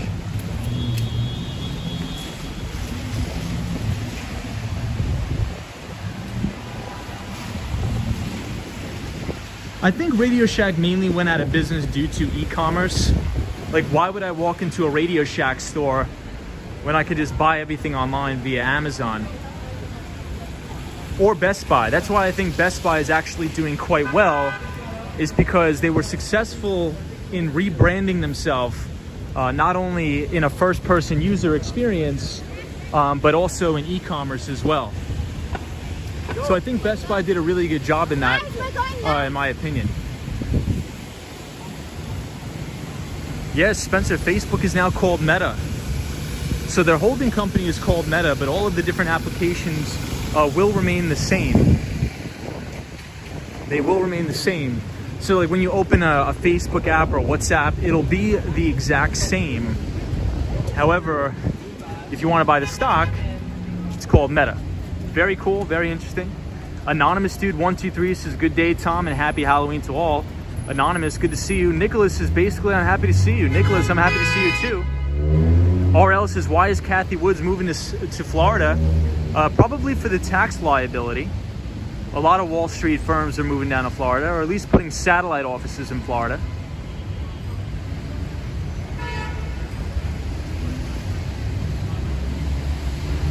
Wesley West says Radio Shack was more than just phones and other electronics. They were more so electronics parts and accessories, chargers, batteries, and cables.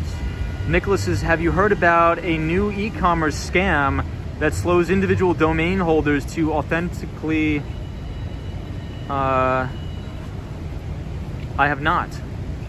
MTR says Amazon and Walmart killed all the mom and pops. Yeah, I think that's why Mayor Bloomberg banned them from New York City. Adia says, oh my God, nice view. Lots of NYPD. Hey, Jackie M is here. I remember Jackie M. I believe Jackie M is relatively new to the stream, so happy Saturday, Jackie M. We're glad you're back. We're just talking about the Federal Reserve, low interest rates. We were talking about the housing market a little bit. And happy Halloween, Jackie. Good to see you. Maya says hi. Ruben says, hey, what's up, Ruben? 69 years ago says, I hate Walmart. Headless Horseman says, lots NYPD. The Swan says, I never liked the name Facebook, let alone the info on it.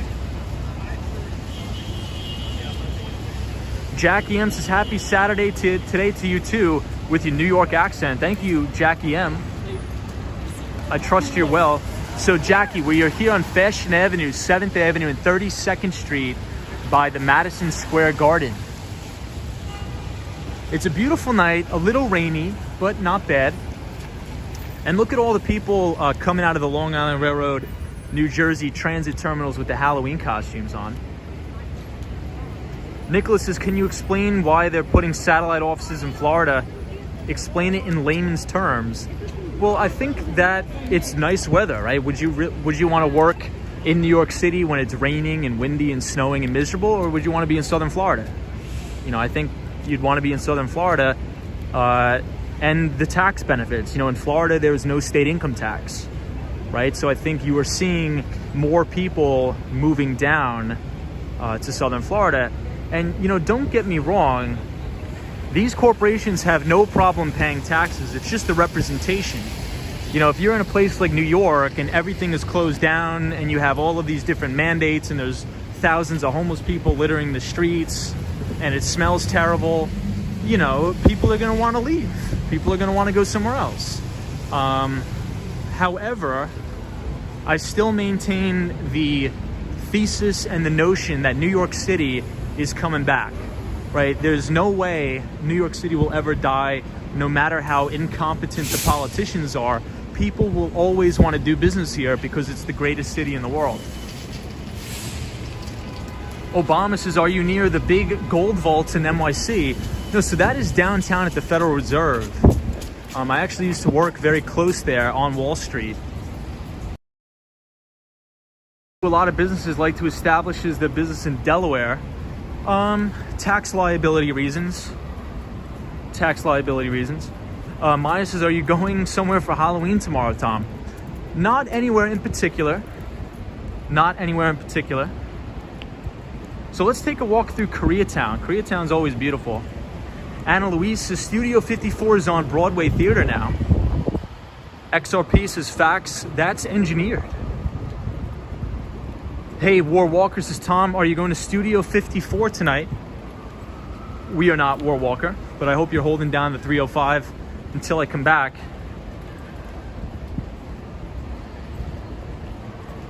Gregory Kelly says, if New York City could survive the 70s and 80s, it can survive anything. I agree. Look, I'm very bullish on the future in New York City. I'm not one of the doom and gloomers. I'm very bullish on New York City. Yes, we have our problems. Yes, New York has issues. But us and everybody else. Everywhere you go, there's going to be problems. Oh, we got to put up the... But this place smells terrible here. It smells horrible. But that's mainly because there's so much trash here because I believe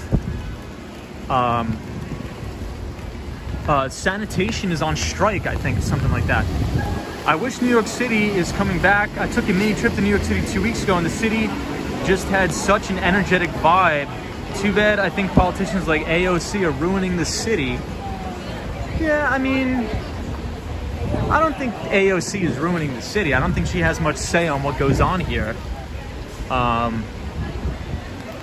I think it's coming back. I agree with your thesis that it's coming back. I disagree slightly that AOC is ruining the city. She doesn't really have anything to do with New York City. Everybody right on time, as scheduled.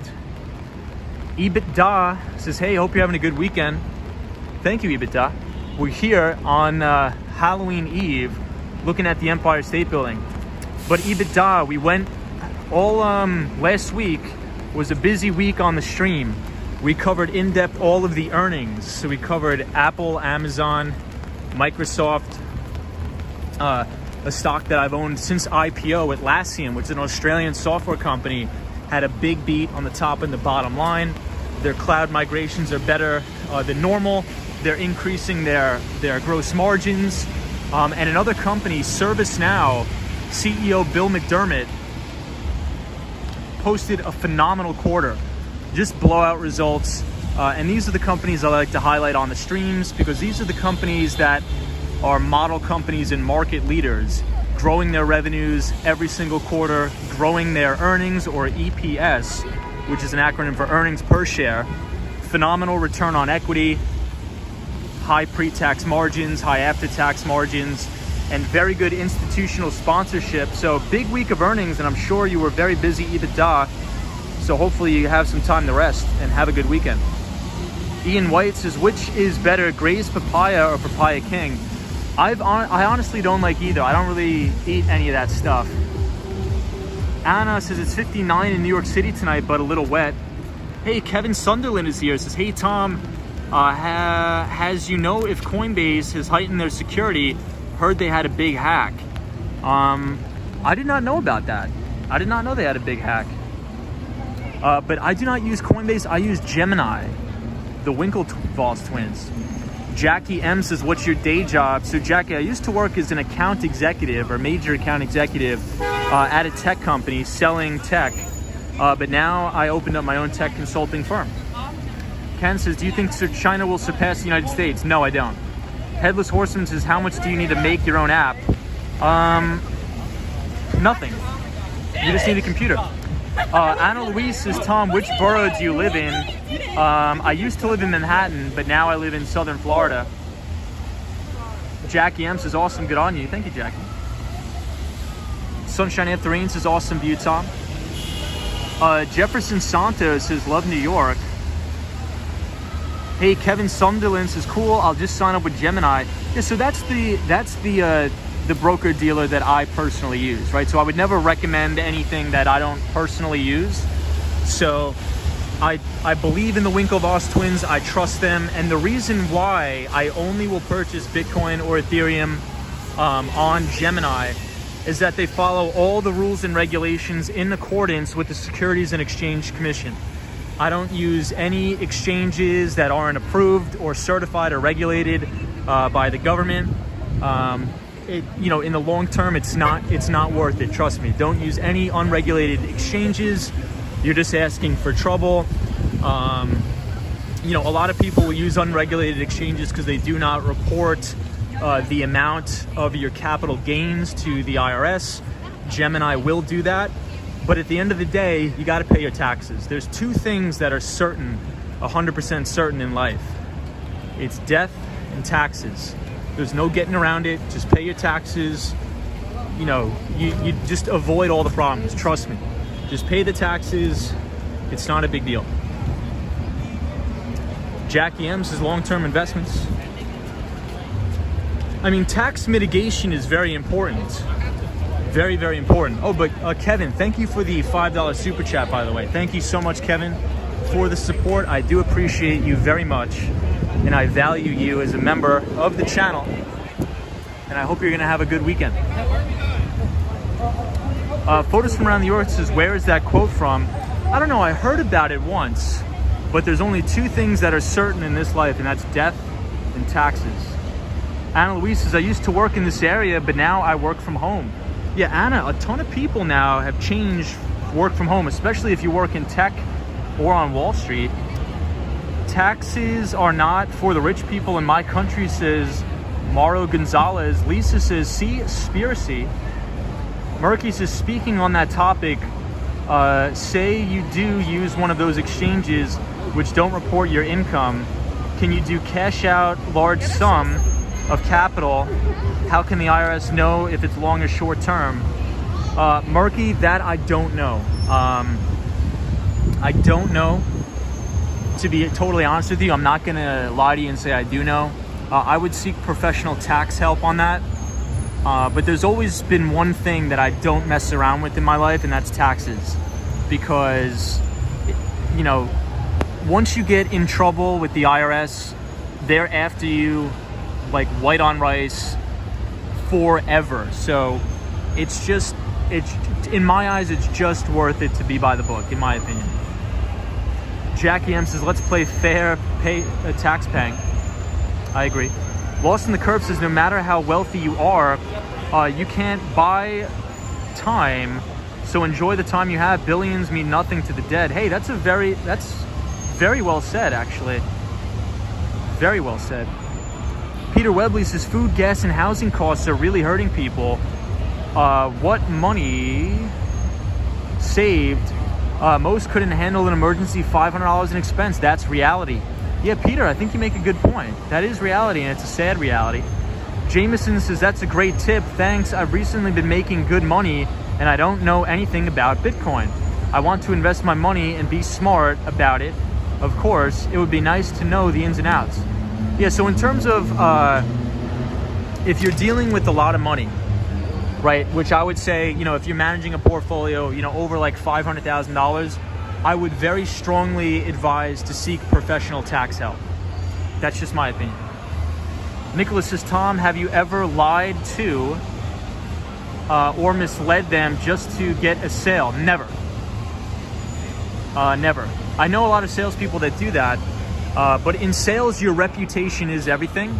And you'd be surprised, Nicholas, how much of a small world it is, right? So if you bang somebody over the head just to make a couple bucks or a $10,000 commission check, that customer will always remember what you did to them. And it's a very, very small world, especially if you're selling into a specific vertical. The word is going to get around that you were unethical and you will never make sales ever again. So what I would say is, even if you're in an environment where it's very high pressure sales, what I would say is it's better to lose your job and get fired for not hitting your number than doing something unethical, because then you're guaranteed never to make money ever again in your life. Your reputation is everything in this life. That's what I would say. Kings996 says, love your videos. Got to see New York City and get educated at the same time. Thank you so much. Faith says, I want to marry Peter Lynch. Jeff says, do you like Binance for trading crypto? I have used Binance, but I haven't logged into it in a long, long time. The only exchange that I use now is Gemini. Nicholas says, all sales are the same. Incorrect, in my opinion, but we can disagree. Anonymous says, work ethics. Hey, Disney cast members here. What's up, Disney? Good to have you here. All sales are not the same, because you could be selling into different verticals, right? So I started off my sales career in SMB, or small business sales, selling to small and medium-sized business. So that sales cycle is going to be a lot shorter than if you're selling to like a big enterprise account, right? So let's say if you're dealing with a Goldman Sachs or a JP Morgan, you know, those sales cycles can be 1 year to 2 year sales cycles to close a big enterprise deal. However, if you're selling to a small or medium-sized business, maybe you close that deal the same day. So depending on the environment and the sector you're selling into, all the deals are very, very convoluted. Maybe convoluted isn't the right word, but all sales are very different and customized based upon your customer base and the needs of the organization. So all sales are definitely not the same, trust me. Hey, Sally says, I always enjoy your stream times. I always enjoy you being here, Sally. Headless Horseman says, freaks come out at night. MTR says, I'm so old. I'm so old too. Nicholas says, 3 things are needed for a sale to happen. 1, they have to show a need for the product or service. 2, they have to like you as a salesperson. And 3, they have to trust and like your company. I agree.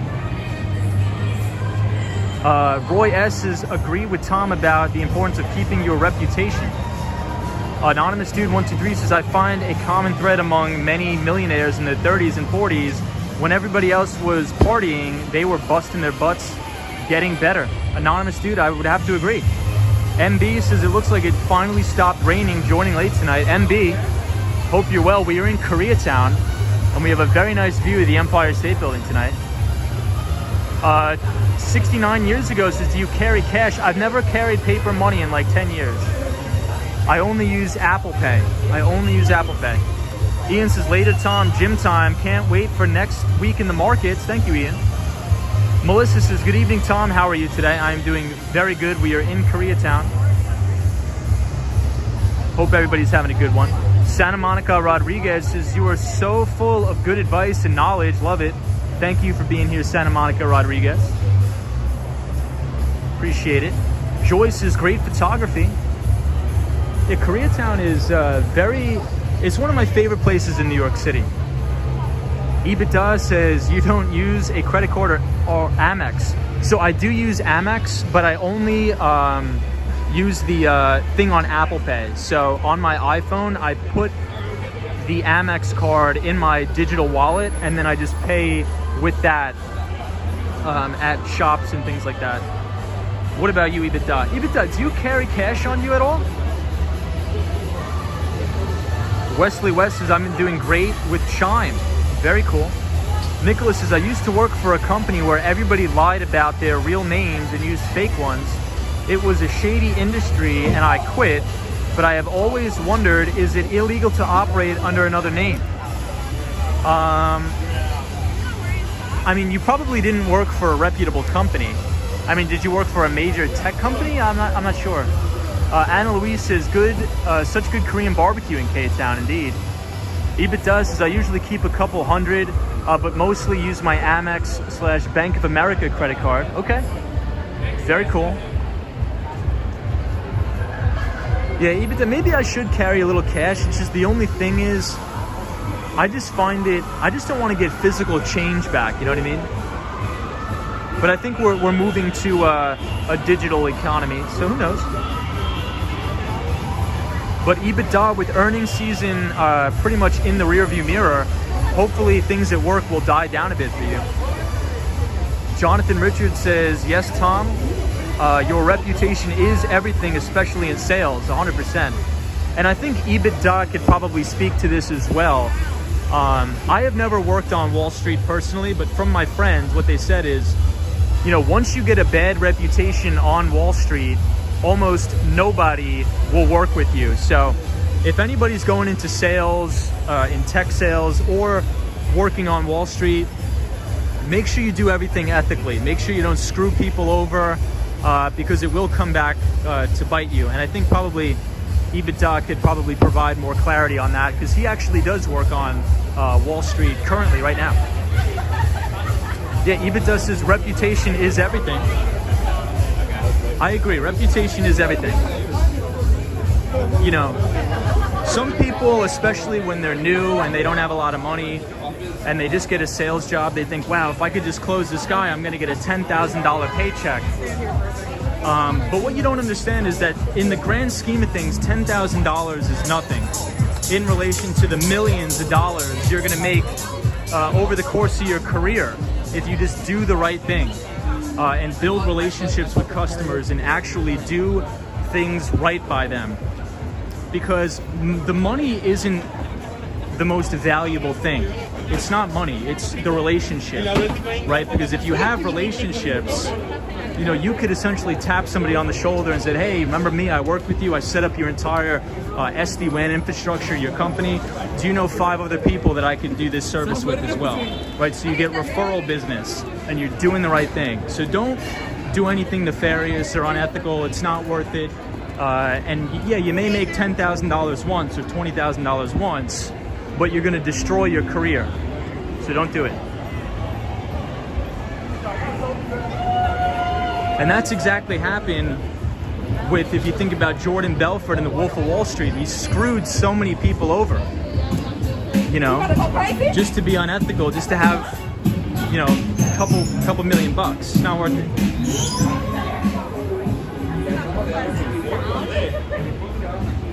Hey, Friendship Light says, hey Tom, I got my Series 7 back in the 90s. Wow. Back in the Wild West. Crazy, Friendship Lights. But good to see you. Anonymous dude says Squid Game. Yeah, so Squid Game was attributed to a large part of the Netflix subscription beat. They posted better than expected earnings. Stocks at new all-time record highs. John says, one lie will blackball you for life. I agree. So this is a famous Korean barbecue spot called Love. However, there's a better Korean barbecue spot right next to it called Baekjeong. I think it's a little bit better. It's just my opinion.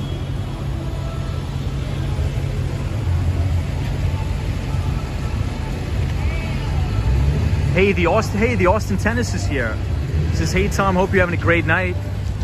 Austin Tennis is our pal from Canada.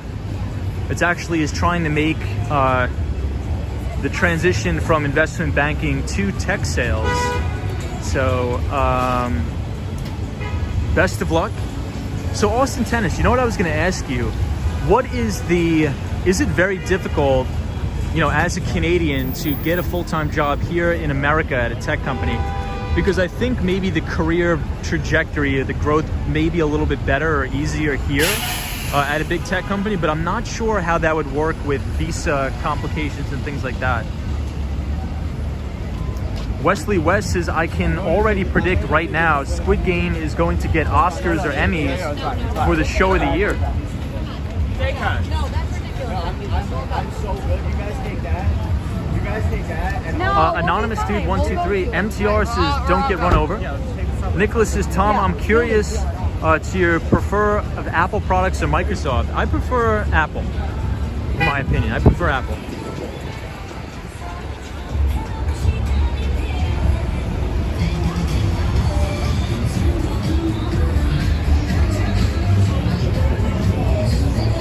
All right, everybody, I'll pull over to the side and I'll try to read the comments. I know a lot have been whizzing by, but it's very difficult to read them. Whoa, check out this Tesla. This is an all matte black Tesla. That is so sick. And I'm not a big car guy, but that thing looks so cool.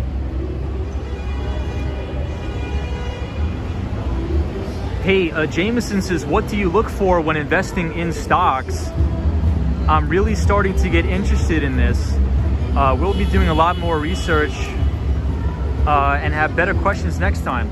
So I would start by reading a couple books.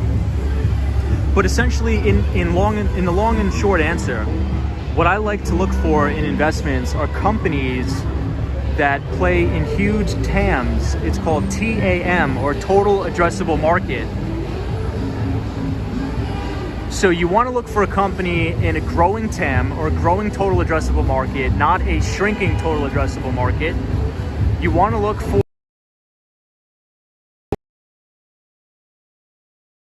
revenues at least 25% quarter over quarter.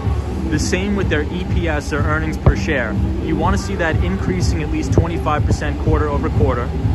You want to look for at least 25% return on equity or higher, with phenomenal pre-tax and after-tax margins, right? Because at the end of the day, investing is all about the underlying company's fundamentals, right? And I think a lot of people can get confused, or they can stray away from the fundamentals because they're looking at all these chart patterns and drawing all these lines. But at the end of the day, if a company is profitable and if a company has earnings, the stock price is going to go higher over time. You know, you just look at a company like Google that has been growing at a compounded annualized growth rate of 25% pretty much since its inception. Hey, thanks. Pretty much since its inception. So that's what you want to look for. And I think that the reason why I've been, pounding the table over the past couple of years, especially on companies like Microsoft or Amazon or Google, if you think about Amazon's AWS cloud computing business, you think about Microsoft's Azure cloud offerings and Google's Google Cloud. So even though we found out that last quarter, Google actually lost $614 million in their cloud business. However, that is narrowing every single quarter. Last quarter, they lost $1.6 billion. Now it's only $640 million loss. Could you imagine what that's going to do to Google's bottom line when that cloud business is profitable? I mean, this stock could go a lot higher. I'm not saying short term we can't have corrections, but over the long term, assuming that the Federal Reserve keeps their monetary policies very lax, low interest rates, a lot of money printing, these tech companies are going to earn a ton of free cash over the next decade. Hey, Wesley West says, yeah, the lights on the Empire State Building looks as if a rave was happening. Hey, Essen Lee, or Jessen Lee. What's up, Jessen Lee? JPEG says, what are the lights on the Empire State Building tonight? I think it's just white lights. The Swan says, love being in the shadow of the Empire State Building. Don't feel lost in them. The Swan's favorite building is the Empire. Me says, the maximum federal tax rate is only 37%, and if you live in Florida, it's only 38.53%, which is pretty much lower than 70% pre-1980s. So just pay your share of taxes and sleep at night. IRS is hard to fight, says me. MTR says Walmart made $1 billion profit last year. I think they made a lot more than that. Let me see who else I missed. MTR says they're great cars. Thanks, Elon. Great cars. MB says, are you staying in the city tonight? I am not staying in the city tonight. The Austin Tennis says, I totally agree. The tech sales career trajectory is much better in the United States than Canada. It's difficult for Canadians to get the American working visa unless it's in demand position. So what about H-1B visas? So one of my buddies is trying to get an H-1B. Nicholas says, attaboy Tom, Apple. All right, so everybody, coming up here next to the Arlo Hotel is one of my favorite Korean restaurants in the city. It's called Attaboy. Excuse me, not Attaboy. Attaboy is also a good restaurant, but not related to this. I don't know why I said Attaboy. Anyway, it's called, I actually forgot. No, I remember. It's called Take 31, Take 31. It's one of the best Korean restaurants in New York City, Take 31. And we just passed it, and it's right next to Her Name is Han. So these are two very good Korean restaurants in the city, but this one is my personal favorite. It's called Take 31. It's one of the best Korean restaurants in New York City. MTR says New York City has the most beautiful woman. Photos from around New York, what's going on? Nicholas says, Tom, with Halloween tomorrow, I think it's fair to say we all have candy and costumes on our mind. What's your most memorable costume and candy you recommend? When I was a kid, I would always dress up as the same thing every year, a soccer player. I always wanted to be a professional soccer player. I was like, that's what I want to do, it's what I want to be. So I would dress up as all the Italian professional soccer players that won the World Cup in 2006. So here's a very beautiful view of the One Vanderbilt building right here. The Austin Tennis says, I think the H-1B is for certain in-demand industries. I think finance falls into the category. However, I don't think sales does. Well, tech companies, they definitely do. I mean, if you're applying to companies like Okta I mean, at my last company, I used to work with a lot of H-1B visa people. Jameson says, that's great info to know. I'm young, single, and doing real estate in Florida market, and it's been wild, but ever since I got on VA, the money has been good. I've been saving a lot. Now I need to learn to invest. Well, that's phenomenal. That is phenomenal. Steve Rose says, what's up, Tom? The Austin Tennis says, Tom, are you currently dressed up for Halloween walking around? I am, Austin Tennis. Austin Tennis, I'm dressed up as an Okta account executive. Just kidding. So I think one of the first books that I would read is by Jack Bogle. So if you want to read The Little Book of Common Sense Investing by Jack Bogle. EBITDA. I'm dressed up as EBITDA. I'm dressed up as a faltering tech company. So I would start off by reading Common Sense Investing by Jack Bogle, or John Bogle, as they call him. And he was the founder and CEO of the Vanguard Group, obviously before he unfortunately passed away. But he's the one who really pioneered indexing on Wall Street, really exposing the mutual fund industry of the egregious fees many of the mutual funds charge. The Austin Tennis says, have you visited One Vanderbilt yet? Not yet, but I do want to. I definitely do want to, but just not yet. I haven't had time. I'm probably gonna go next year and visit it. I really like this guy's suit. Check this out. This guy has a whole pumpkin suit. Very cool. JPEC43 says, your audio feed is amazing. What kind of mic are you using? I am only using the microphone that is built into my iPhone 11. I do not use any sort of external microphone. Ron says, hey Tom, thanks as always for the stream. Much appreciate your enthusiasm. No problem, Ron. I appreciate you being here. Anna Andrews says, heads up, it's almost 11:15. Okay, everybody, so thank you for that. I do have to catch a train back to Long Island at 11:50. So let's beeline it down to NYU. We're gonna walk around to Washington Square Park. We're gonna check out everybody smoking weed, and then we'll come all the way back up and we'll end the stream. So I gotta pick up the pace a little bit. Washington Square Park. Oh my God, I saw these guys. We were just talking about these guys, the coronavirus. It's awesome. I saw these guys last year.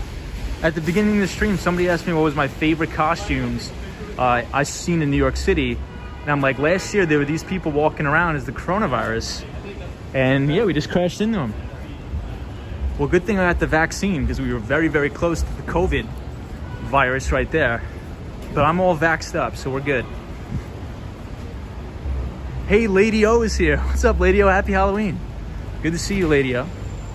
Lady O is our pal from New Jersey.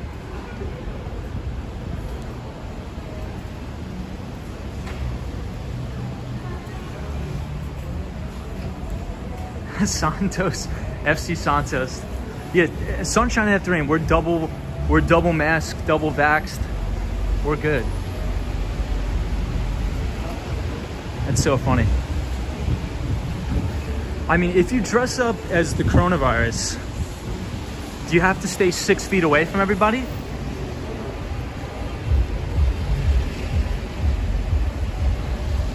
Charlie Richardson says you walked right by COVID.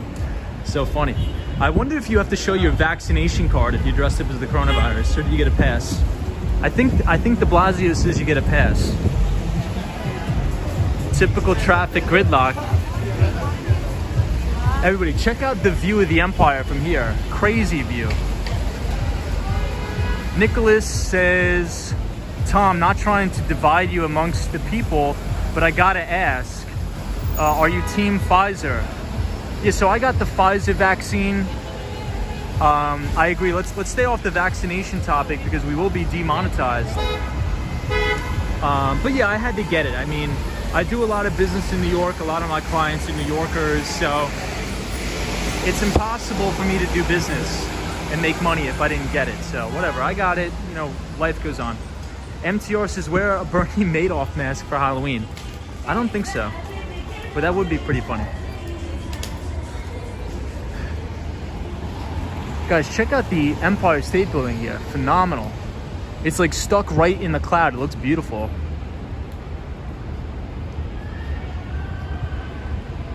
Hey, Quants is here. What's up, Quants? Ryan Royal says the coronavirus weren't wearing masks, though. Hilarious. So funny. So I'm not sure we're going to make it down to NYU, but I'll do my best. Hey, Out and About is here. What's up, Out and About? Always good to see you.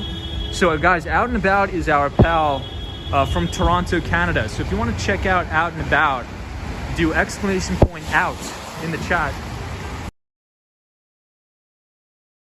Says hello, good night, beautiful Empire State Building. So right now, everybody, we are walking down 5th Avenue on 30th Street. We're going to try to head to Washington Square Park if we have time. But right now we are headed towards Madison Square Park.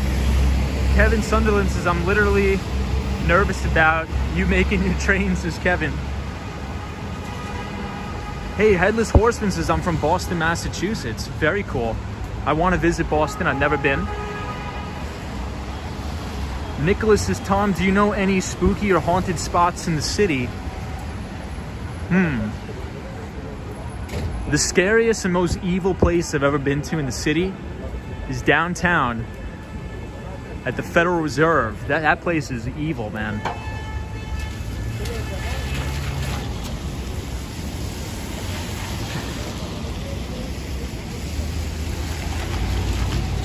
But Kevin Sunderland, thank you. Or Gracie Mansion. That place is pretty scary too. AVH 700 says, leave it for next time, catch the train. Yeah, I think we're gonna have to leave it for next time. So we'll go to Madison Square Park and we'll do a quick loop around and we will be all good. Jonathan says, Empire looks stunning tonight. My 3rd favorite building in New York City. Jonathan Richards, what's your favorite? My favorite is the Seagram building. The Seagram building. Hey, Carino says, yes. Starving Artist says, James and Carla did a stream a few days ago. The Austin Tennis says, what did you do today, Tom? I mainly just sat on the Bloomberg terminals doing some research. I couldn't be on the Servicenow earnings call because I was just so busy with Atlassian's earnings. So I re-listened to Servicenow's earnings call. I did some modeling work on the terminals. I read Investors Business Daily, and I had some coffee at the coffee shop here in New York. I had a very, very relaxing day, finally, for once. It was super, super relaxing. So thank you for asking, the Austin Tennis. And I hope you had a good day too, there in Canada, my friend. Hey, Roberto says, the subway station looks eerie. Faith says, true.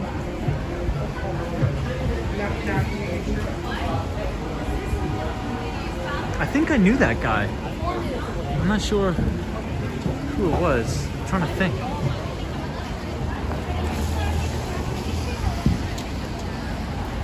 Can you do Sleepy Hollows as Headless Horseman?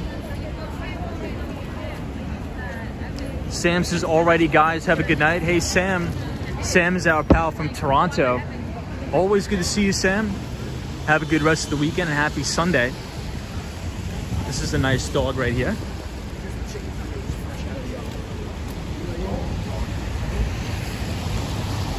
Nicholas says, Tom, can you put us informed individuals onto the Seagram building? Yes, so Nicholas, the Seagram building is on Park Avenue and it's a phenomenal building. And Disney cast member, our good pal, actually sent me some really cool stuff that she made for me on the Seagram building, which I'll have to show you guys later on the stream. But the reason why I like it is because it's built so far away from the street. So it's not like all these buildings which are built right on top of the street. It's pushed back so far away. That's why I like it. Fry says, Tom, you have a personal Bloomberg subscription. I do not. So in New York City, if you go to the International Business Center, you're allowed to use the Bloomberg terminals for free. MTR says, Tom, are you staying in the Hamptons? No, I am staying out on Long Island though, but not the Hamptons. The Austin Tennis says, have you found a place in Miami where you can use Bloomberg terminals? Yes, I have. Hey, Cosmo Scary says, wow, I just walked here. What's up, Cosmo? Happy Halloween, my friend. Hope you're well, Cosmo. Always good to see you. Hope you're having a good weekend. So everybody, tomorrow, I believe the 6th edition now, right? Is it the 6th or is it the 5th? The 6th edition of the Behind the Street newsletter that I write will be out at 8 p.m. Eastern Standard Time. So if you guys want to read a free financial newsletter written by me, feel free to subscribe to the channel, and at 8 p.m. tomorrow, click on my YouTube community page where you'll be able to read the Behind the Street newsletter for free. So if you're interested in that, feel free to subscribe to the channel, leave a like on the video, and go to the YouTube community page where you can take a look at it for free. Wow, look at all these people dressed up for Halloween over here.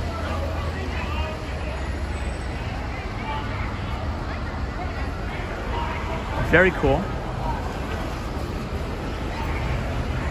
I think this is the best view of the Empire State Building we had all day on the stream. MTR says I'm walking here.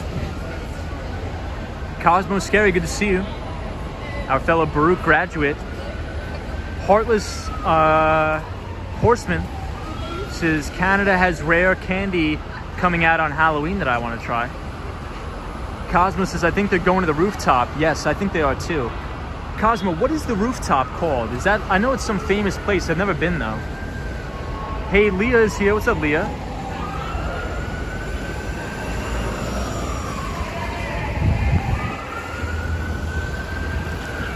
Yeah, it looks like all these people are waiting in line.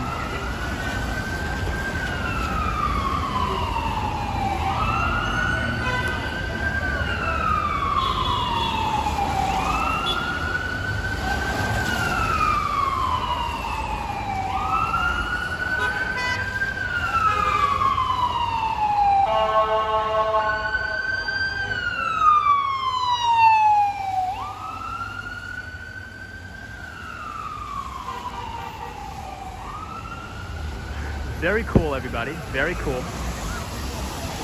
Hey, could we just get a quick time check in the chat? I just want to check the time really quick so I make sure that I'm not going to miss the train. French Fries says, I wish Tom could just run his own mutual and hedge fund. I trust him managing my money. No sarcasm. Very rare to have an honest individual in the money business. So that's the long-term goal. I want to raise money for a hedge fund. But I probably will only open it to accredited investors. So manage a very small amount of money. However, I do think that my performance is usually impacted when I have the responsibility of managing other people's money. You know, there's a talent in itself to be able to use OPM or other people's money, because for me, I would just feel so horrible if I lost anybody else's money. It would just kill me. If I lose my own money, who cares? Like, I could just go make some more money. But if I lose anybody else's money, I probably couldn't function anymore. So that's really the only thing that's been holding me back from trying to, because some of my buddies have started up hedge funds in the city. You know, they're relatively successful. When you do a startup hedge fund, you don't make any money. That's, you know, contrary to a lot of people's opinion that aren't from the finance industry. You really make no money. You probably make less than $30,000 a year. But again, it's not about the money, which I understand, but I think it would impact my performance if I was running other people's money. The only way I think I could be successful running OPM is if I worked at like a mega bank and I was just sitting on a trading desk or something like that. But we'll see. Anna Andrews says, head for the LIRR ASAP. Oh my God. Is it already 11:50? Let me see. Hey, Alexandria says, hey Tom, happy Halloween. Alexandria, right back at you. Happy Halloween to you too. Faith says, wonderful stream, Tom. Great work. Thank you, Faith. Anonymous dude says, get out of here, Tom. I don't trust him. MTR says, let me buy on margin with you, Tom. Oh boy. Annie D says, love the stream, Tom. Appreciate it. All right, so it's 11:24. We got some time. But French Fry, thank you for the very kind comments. I do appreciate that very much.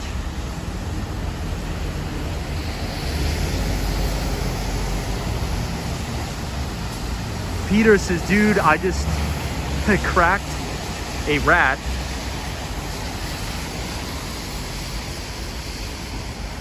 So we're Madison Square. Madison Square Park. Italy. I actually just got an espresso here the other day. I may come here tomorrow. We'll see. Hopefully the rain holds out because there's a nice area where you could sit down, have a cup of coffee, hang out, read the paper. It's really relaxing here on the weekends, but if it's gonna rain, we may have to delay that. No way. Out and About says New York Life Vlogs channel got hacked. We may have to set up the two-factor authentication. Black Angel says, Tom, you are a very humble man and very bright future. Thank you, Black Angel. The Swan says, Lord, help me to accept. Oh, look at that thing. Then mouse. Hey, Daniel G is here, says, happy Halloween. Thank you so much. Nicholas says, LIRR. Samuel says, look. Hello, I look at this video live from Paris. Awesome. What's up, Paris? Oppenheimer says, hi, Tom. It's Sonny. What is going on, Sonny? The Austin Tennis says, Tom, have you ever run into super friends in the city? Yes. Fernando, I have. Fernando's a good friend of mine. I like Fernando. Great guy. Coffee Crisp. Dick Hertz is never a dull moment in New York City. You are lucky to be a part of it. New York, New York. I agree. So this is Italy. A lot of people say it's overrated. I would say it's overrated, but it's very good in here. You can get an espresso, good cup of coffee, very good. PC says, is this really live? Yes, we are live here. We are live here. Out and About says, how did you meet Fernando? I met him in Times Square. I saw Fernando in Times Square. And also when I was passing his work, he works on the Upper West Side in a hotel, I believe. Beautiful neighborhood, Fernando works. Absolutely gorgeous neighborhood. We used to work in the same neighborhood. I used to work on 83rd Street. Kevin Sunderland says, impressed with your perspective and investor with a conscience. I'd have you invest my money any day. Yeah, but that's what's interesting. And I think that's what attracts me to finance too, and investing and trading in general, is because 90% of it's a psychological game. And for me, I think I'm pretty good with having a level head when it comes to my own personal money. But for some reason, when you run other people's money, it's a whole different ball game. It's a whole different world, because it's all sunshine and roses when you're making money. You know, everything's funny when you're making money, but when things are going bad and you have investors knocking on your door saying, I want my money back, which is what they do, it's very, very difficult. So if anybody watched the movie The Big Short, Michael Burry, they were literally coming to his office, banging on his door, and they're like, give me my freaking money back. You know, give me my money. You know, and to be able to hold such where people are screaming at you, they're going to pull money out of the fund. I don't know if I have that sort of level-headed temperament. Running my own money, I do, but I don't know if I would be successful running other people's money. AH700s is on the left, the small townhouse nest building he showed on the leftist. Hey, Brooklyn Bruce says, hey bro, happy Halloween.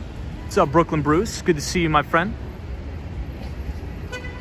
Hey, Troy 1995 is here, says hi. 1995 was the greatest year ever.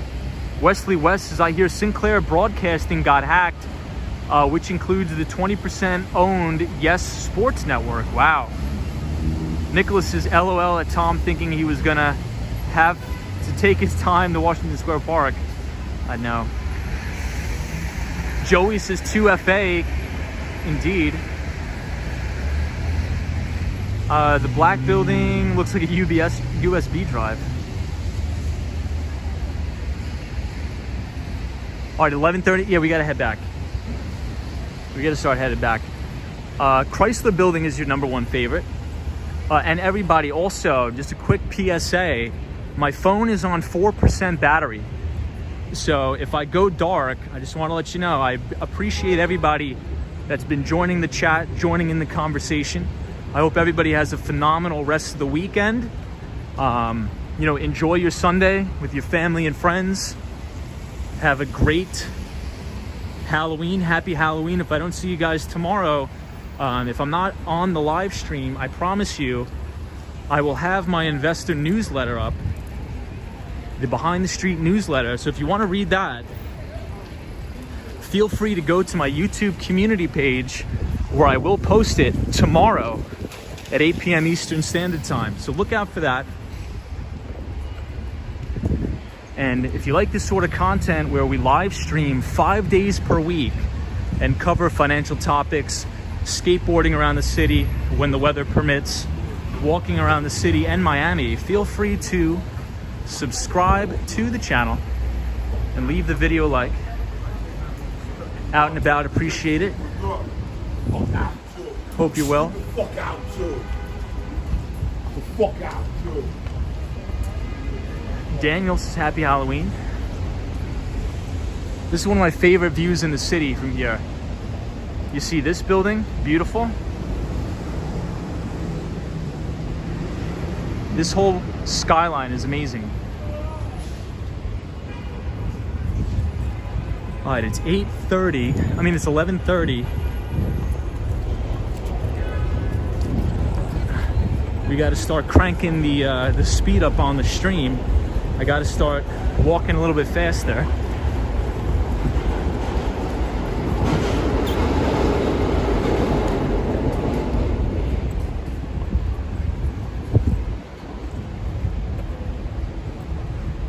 Hey, Santa Monica Rodriguez, thank you for joining. Have a phenomenal weekend.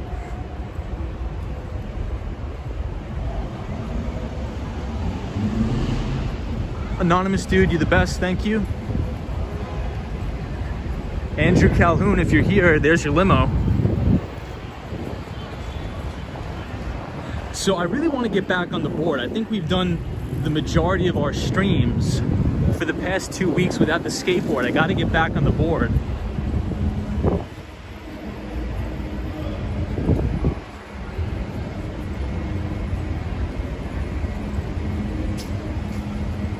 Ooh, top of the Empire State Building.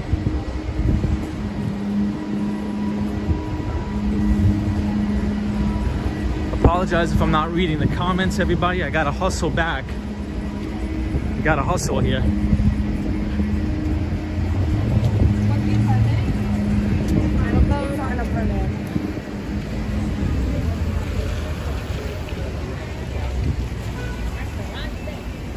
Hey, Joyce. AVH 700 says Jeff lives around the corner.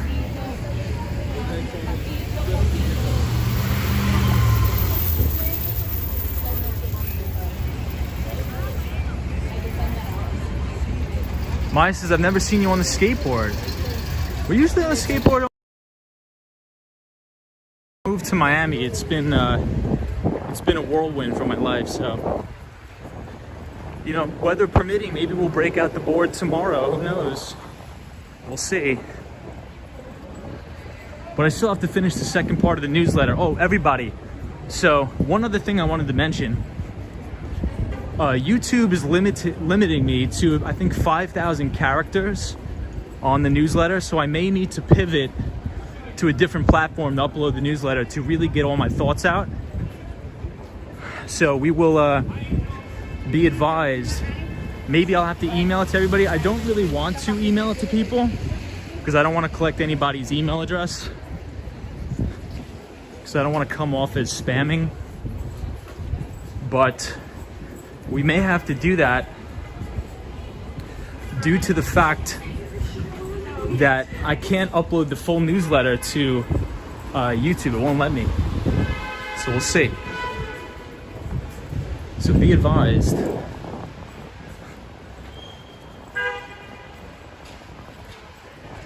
Oop, Empire State Building in the background. How cool of a contrast is that? Empire State Building and this white building. Phenomenal. Some of the best.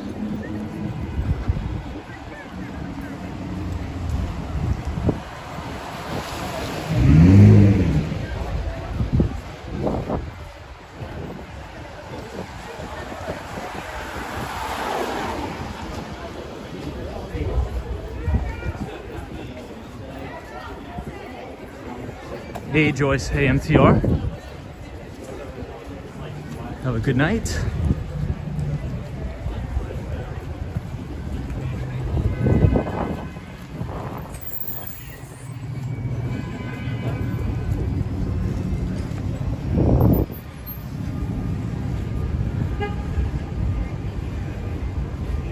Let's see.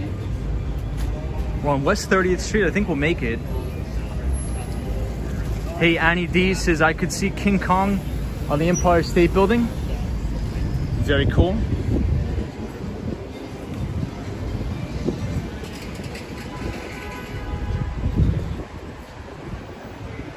You know, I kind of wish Halloween was on Saturday because, I mean, if you think about it, what, everybody and all the kids are going to be outside on Sunday night and they got to go to school on Monday. So I think everybody may be just celebrating it today. Who knows? Hey, from Trinidad. What's up, everybody from Trinidad? Hope you're well. Everybody, let's look out on Monday, November 1st. Can you guys believe it's November already? Crazy. This year is just flying by. Unbelievable.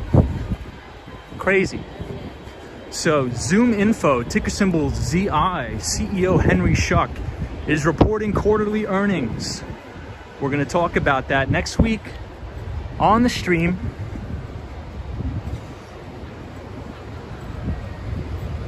Empire State Building again, Koreatown. Hey Michael, take care. Thank you for being here. Appreciate you. 32nd Street, Koreatown is very slippery here. We gotta watch out. This is a great place for bubble tea. One of the best, in my opinion.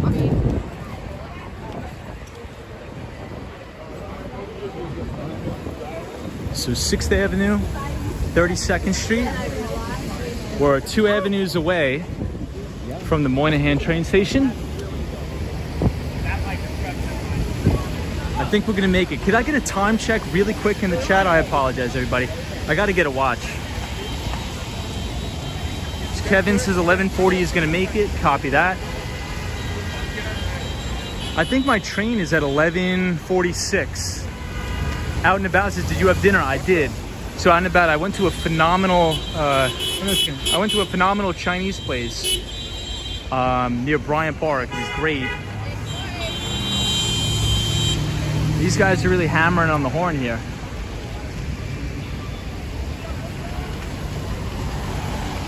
Hey, Seal Bear says run, Tom. 48 says so many people.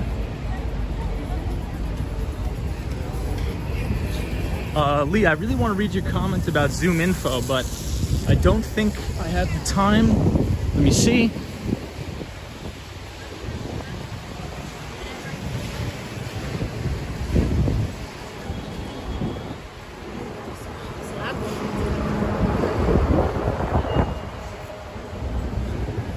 All right, I'm going to read it anyway. I'm going to take the chance.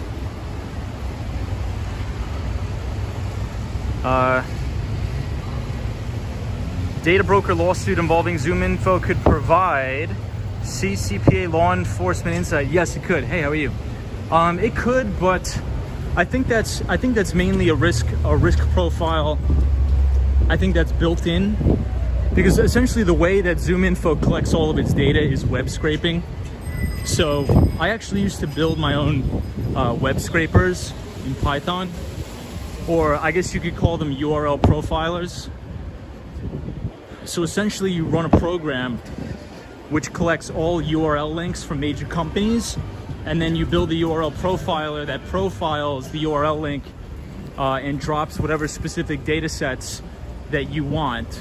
And that could be anything from the CEO's name, the telephone numbers, their email addresses, and then you could use that to market your products and services. I think the main thing about that is, could that be banned? Could they ban web scraping? I think it's possible, however, I think it's a little bit unlikely, in my opinion.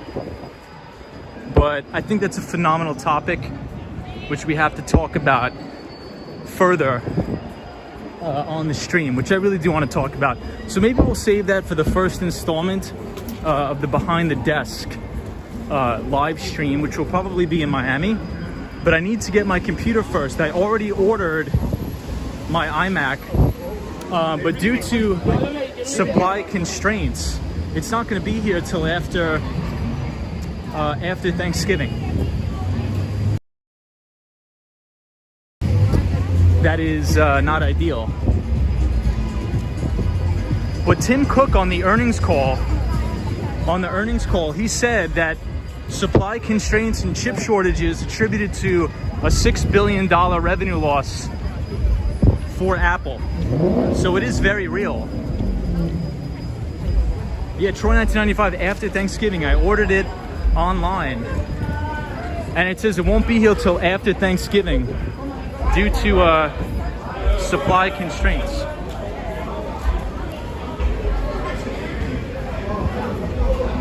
Due to supply constraints.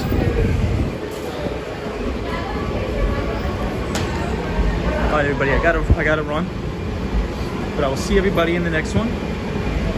And good night to the mighty bull wherever you are, because there's always a bull market somewhere. You just need to know where to look. I'll see you in the next one.